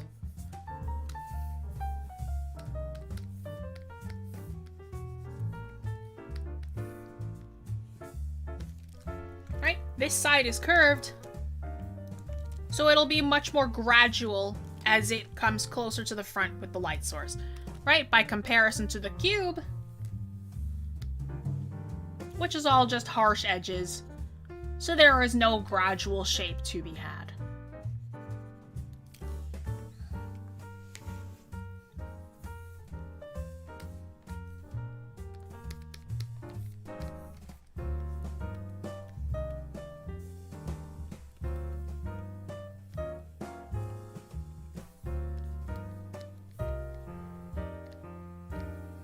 So the easiest places that you can place these onto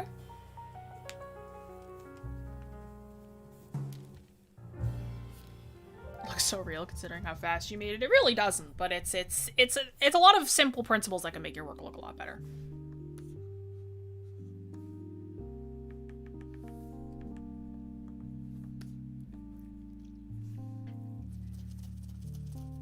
I'm gonna have to make this sheet a little bit longer.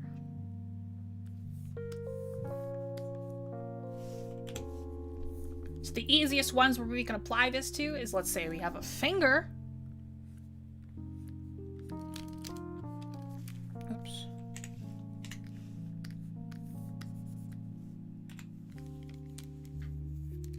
It's the color of an orange smoothie. I'm feeling Sunny D orange.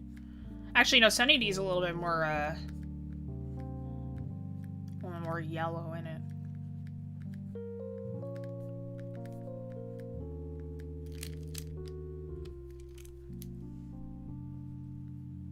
This orange looks edible. So true, actually. It does feel like a gummy. So let's say we have a finger, right? A finger is more of a gradual curve. Obviously, because our fingers... Actually, yeah. No, our fingers are a little bit more curved. Our hands are a little bit more curved, so those shadows are going to be a little bit more soft, right? It won't be as soft as, say, like a perfect cylinder, but it will be far softer.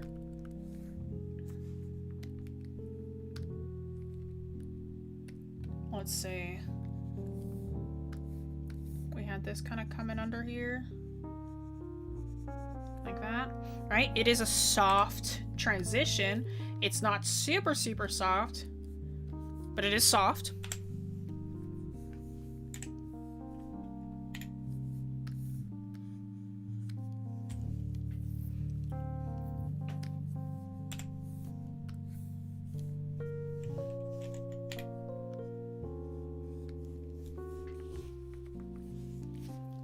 But then let's say we instead have clothing folds. Clothing folds are like a harsh...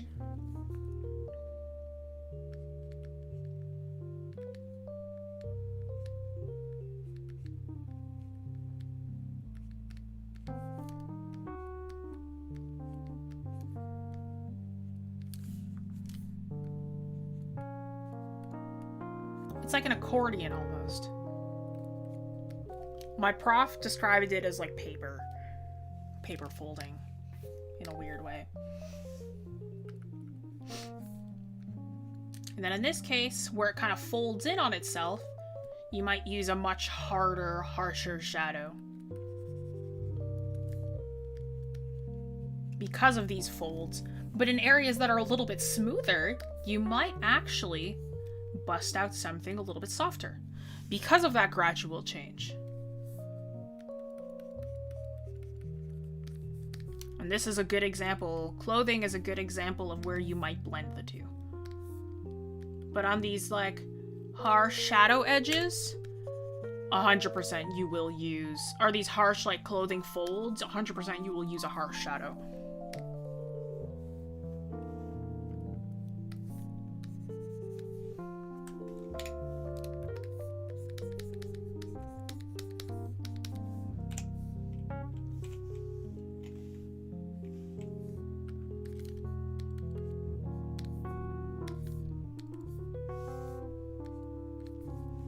There we go. Is it better to shade with black or a dark purple and blue? Neither! Depends on what your light color is. If you have a warm light, you're going to want to shade with what... If you have whatever light color you have, your shadow will be the complementary color of that, working off of the RGB spectrum, not your RYB. So if you are working with like a light yellow, if you have like a yellow color for your light, then you're gonna have like a bluish shadow. Is light coming from the top? Yeah, so we're gonna say that the light's coming from up here. I didn't bother with the hand.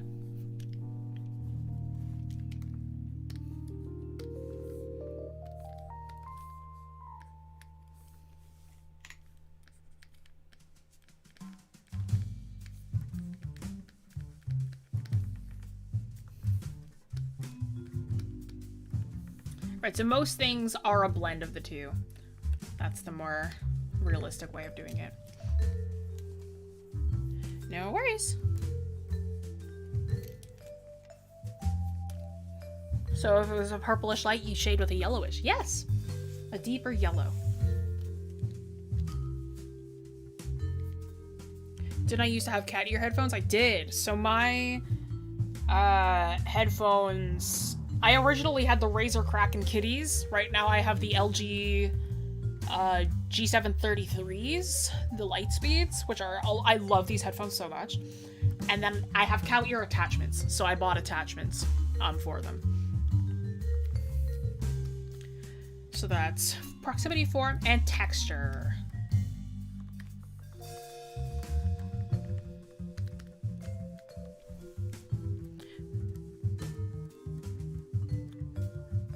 How do we shade the light sources? Do you have shades? Hey, fun fact, they don't have shadows. If it is emitting light, it doesn't have shadow. It'll have shadow when it turns off, because then there'll be a different light source. But if it's the light source itself, it doesn't have a shadow because it's light. Do you shade the sun? I rest my case. All right.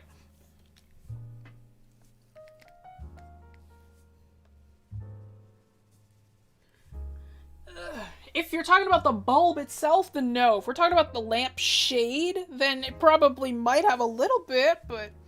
Oh, fire has a shadow? Fire does not have a shadow. Fire causes shadows.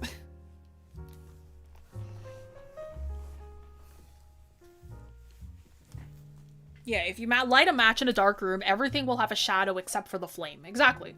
The flame itself... Here's the thing, is when people say, oh, the light source has shadow. The bulb of a light bulb does not have shadow. The base of the light bulb does, because it's not emitting shadow. If you light a match, the flame does not have shadow. The matchstick does, right? Light can have different colors, yes. Fire has a reflection. Fire is light. I don't...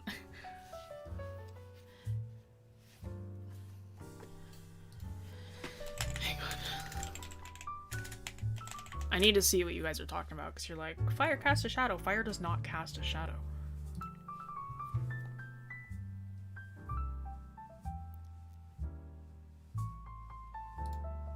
Are you talking about the orange around it? Because that's a glow, besties. That's not shadow. Or are you talking about the wood that's covering up the fire? I don't see any shadows here. I don't know what you're talking about. Light can be green. Light can be literally any color. I don't know what shadow... Can somebody explain to me? I'm genuinely curious. I don't know what you mean about shadow, because there's no shadow here.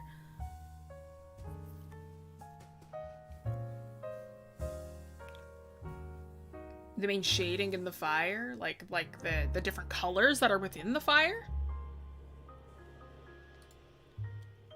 Yeah, like maybe the light around it? I don't really know what we're talking about the shadow. I don't know what to talk about. Yeah, I'm confused. Love the pink Google theme. Thank you. I have an old... Oh, it's Hickory now. It used to be a... it used to be a Atreus. And he had shot an arrow through the Google logo. This is my friend's character. Y'all making Jessie cook. I'm so confused. I genuinely want to know what you're talking about. I genuinely want to know what shadow is being cast here. Because the fire's not the fire does not have a shadow. The logs have a shadow though. Like, it's casting a shadow on the logs, because the logs are not glowing. It's being lit up by the fire. You can change the Google background? Yeah, there's a little thing on the bottom that you can change it with. Fire itself doesn't have a shadow, but if you turn on a lamp, you can see the form of the whole lamp, like the whole lamp. I'm gonna be real with you, Chief. I have a lamp on right now, and I don't see the form of the whole lamp. I'm gonna be 100 with you, Chief. Because the light bulb is casting down on top of it, so it's the only shadow it would have is directly underneath. Why does fire distort things behind it? That's actually a good question. That I don't know. It's not really distorting things. I think it's just the smoke that comes off of it, but that I don't know. I'm uncertain. Why are we talking about this? Because I was confused. I was genuinely confused. I was like, I didn't know this was live. It's a live stream.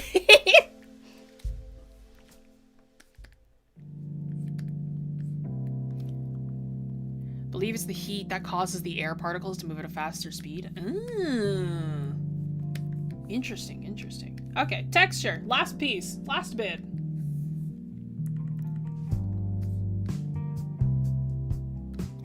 Cast shadow of a match. Okay, so you mean like the match stick. Okay.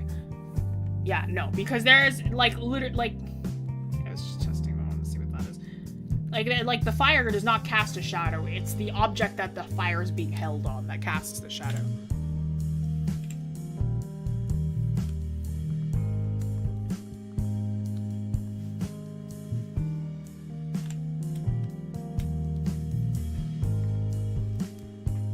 Fire flame can have a shadow because the flames include hot air, so combustion burns eliminate flame with a stronger beam of a light source.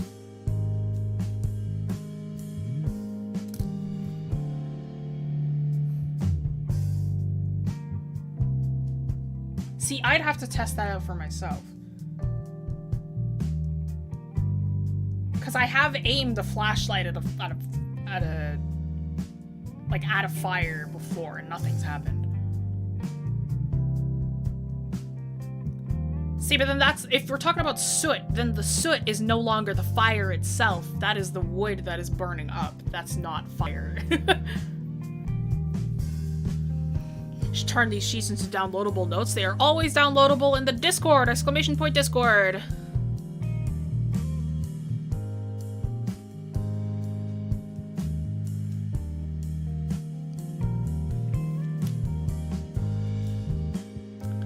fire has soot and other air particle. Okay, but soot is not fire. Another light source causes fire.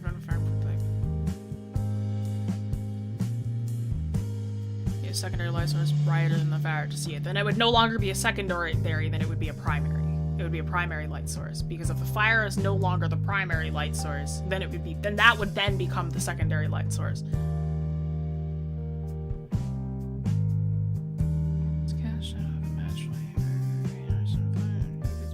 Where'd I get the music? Check the description. Okay, I'm done talking about this. Let's move on, because we've been talking about this for like 5 minutes. I'm getting tired of it. I'm genuinely getting annoyed, so let's move on.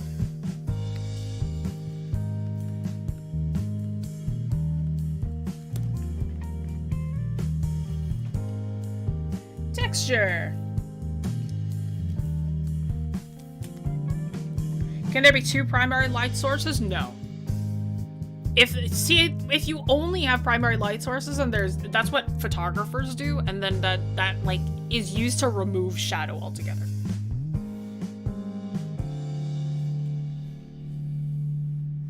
You have to pay to be in Discord? No, not at all.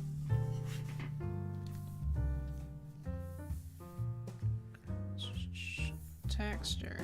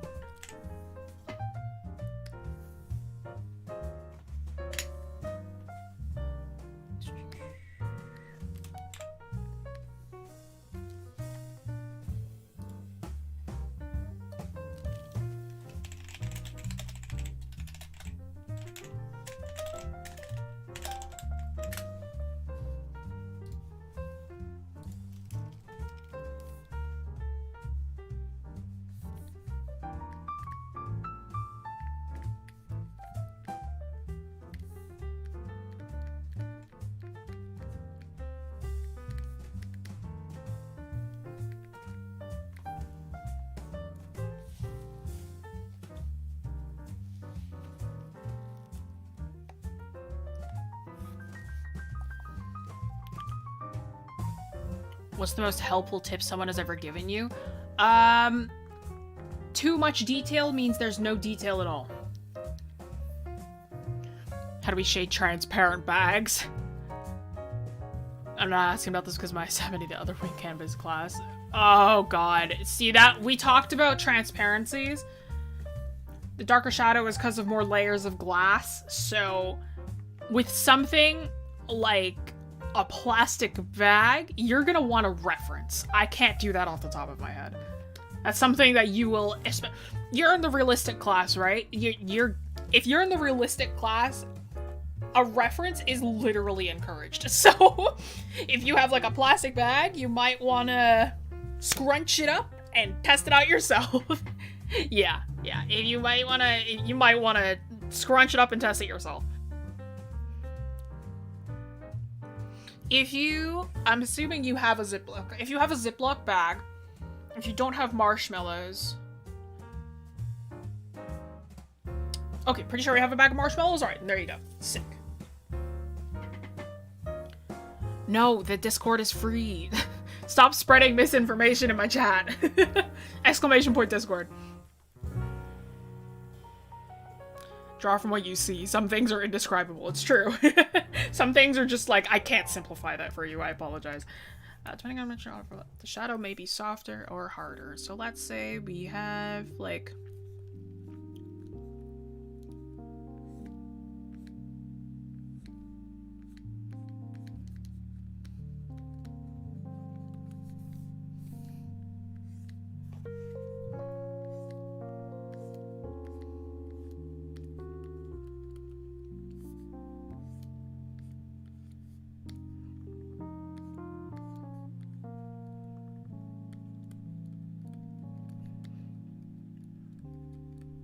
Right, so let's say that we've got metal first, right? Metal is basically just like, oops. Metal is practically just a cell shade. Like, there's almost nothing, no proper, like, shading you'll have to do with metal. Or no proper, like, blending. Like, you can do a little bit, but really there isn't much you gotta do because of how, like, reflective metal is. It's like there might be a little bit of bounce here and there.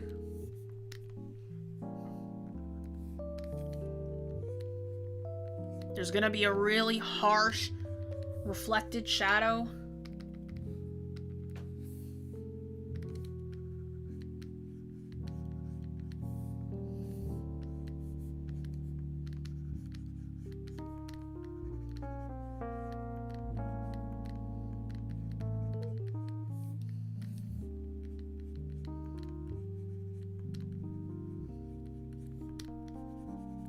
Actually, it's gonna be more like that. There it is.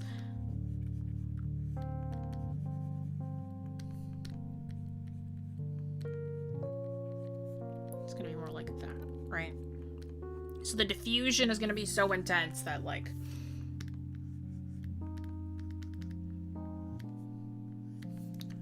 right, that metal is gonna be really shiny. Those shadows are gonna be really harsh.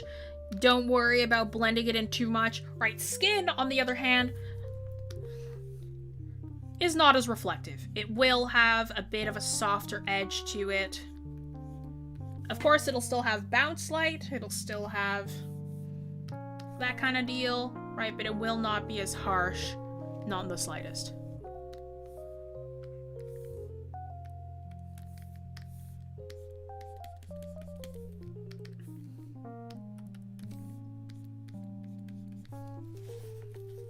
Right, you'll still have... Actually, there should be more halftone up here.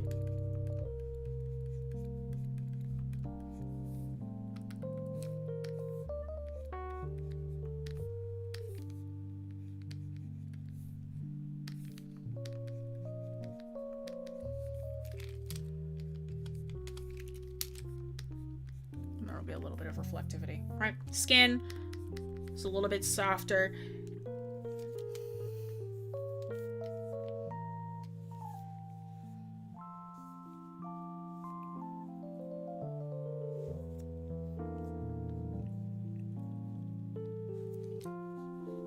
Wait, what's going on?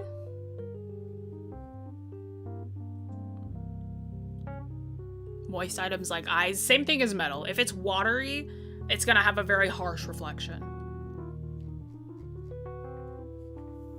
Oh, I talked about rust a bit ago. That was in the texture stream. And then fuzzy carpet. Let's say that we've got fuzzy carpet is one that, like, diffuses like crazy. It's like if we've got this whole texture going on. We've got like our light bits.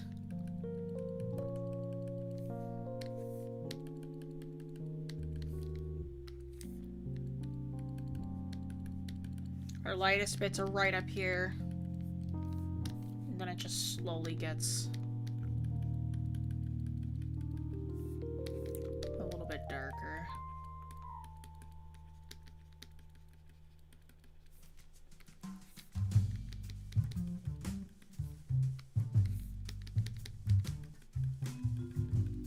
Right, so it diffuses that light a lot.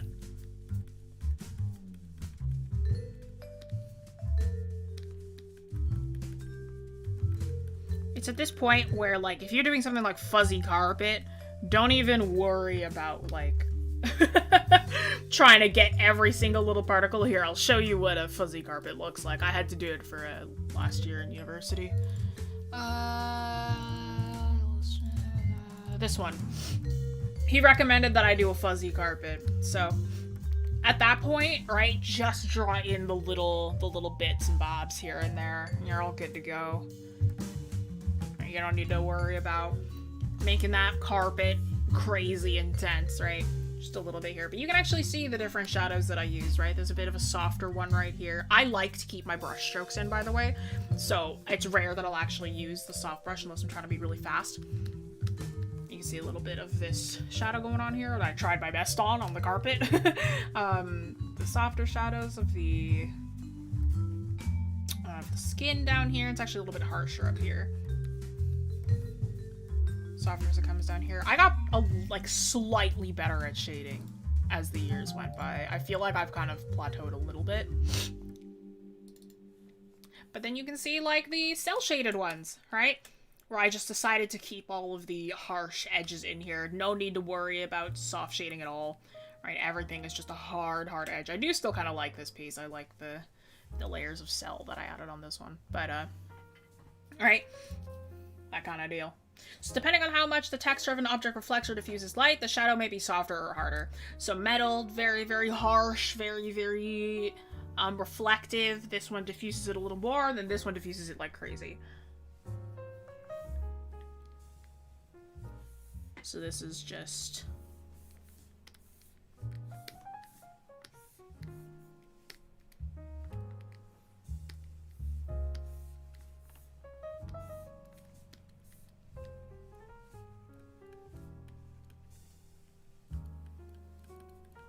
more diffusion. This is Photoshop, yes. You can tell because of the little PS in the top corner here. It's really tiny, but it's there.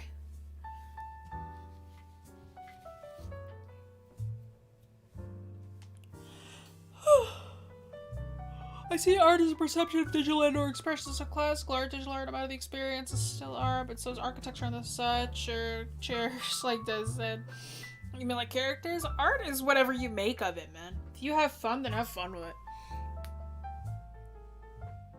What are my brushes? Mostly Kyle's, purchased from other places, purchased from other artists. Why I have such a hard time switching from Photoshop to other software? Do you really? I found Photoshop easy to switch off of, because most things are modeled off of either Photoshop or CSP.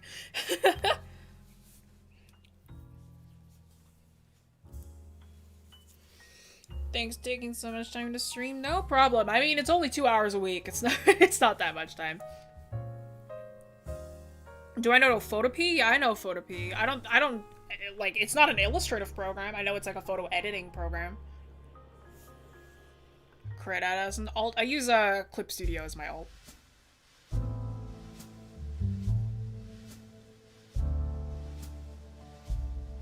On Krita, which has very little non-painting fluff. I find that Krita is hard. The Krita is the one that I think is hard to switch off of. Again, if you like Krita, totally cool. I just couldn't get into Krita.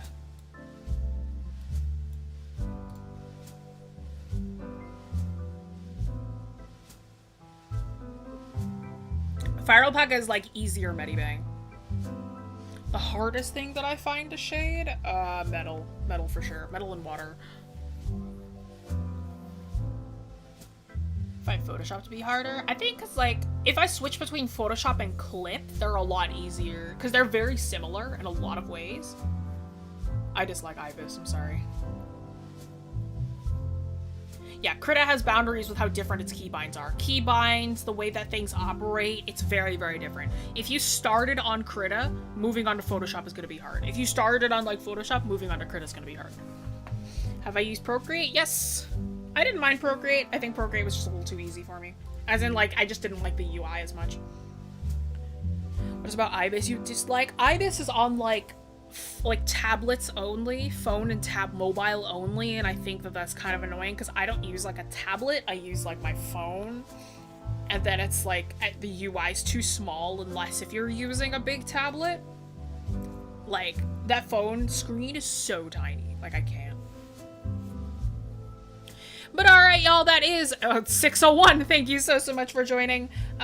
Next week, oh, actually, before we do that, this channel that you are on right now is not just a channel. We are an art school too, so if you'd like to check us check us out, check out the classes that we offer. Be sure to check us out, wingcampus.com. That's where you're going to be able to get all the classes that we offer. This week is the last week of winter classes, or last week of fall classes. Winter classes start up in January. If you'd like to check out the availabilities there. There are some, actually, there's a fair amount of availabilities in my, I actually think there's 2 spots in my mentorship right now. And then I think my digital art is filled though. But that's January. For classes that are coming up. We have a lot of other lovely teachers though, if you'd like to check out the classes that we offer. This file that you see in front of you will be available as a JPEG on our Discord. If you'd like to download it over there, it'll be available for you to download, keep, and save. You can also submit for the art submissions every week. Just keep in mind what the theme is. This time it is Fire and Ice. Be sure to keep an eye out for that for all of December. But if you'd like my working files, you're gonna have to join us over on our Patreon or become a YouTube member. Every month, once a month, you'll be able to get my working files. We just had a working file release last week, I believe. So if you would like to check out those, become a funky little art nerd, a true art nerd, then be sure to check out the memberships and Patreon. Next week, what we are doing... Let's see, what is next week? Well, Sunday. Let's check out what Sunday is. Sunday, we're with Vanessa. She's going to be drawing the Owl House characters in her style. Oh, is it really? The roasting stream is next week? Oh, then we need to set something up for that because we haven't done that yet. All right, apparently the roasting stream is next week, so we're going to have to talk to everybody about that. So hopefully you'll be able to submit for that soon. Because I am not the one who sets that up. It's our lovely team, so we'll see if they can set that up as soon as possible. But yes, thank you so much for joining, everyone, and I'll see y'all next week. Au revoir. Bye-bye.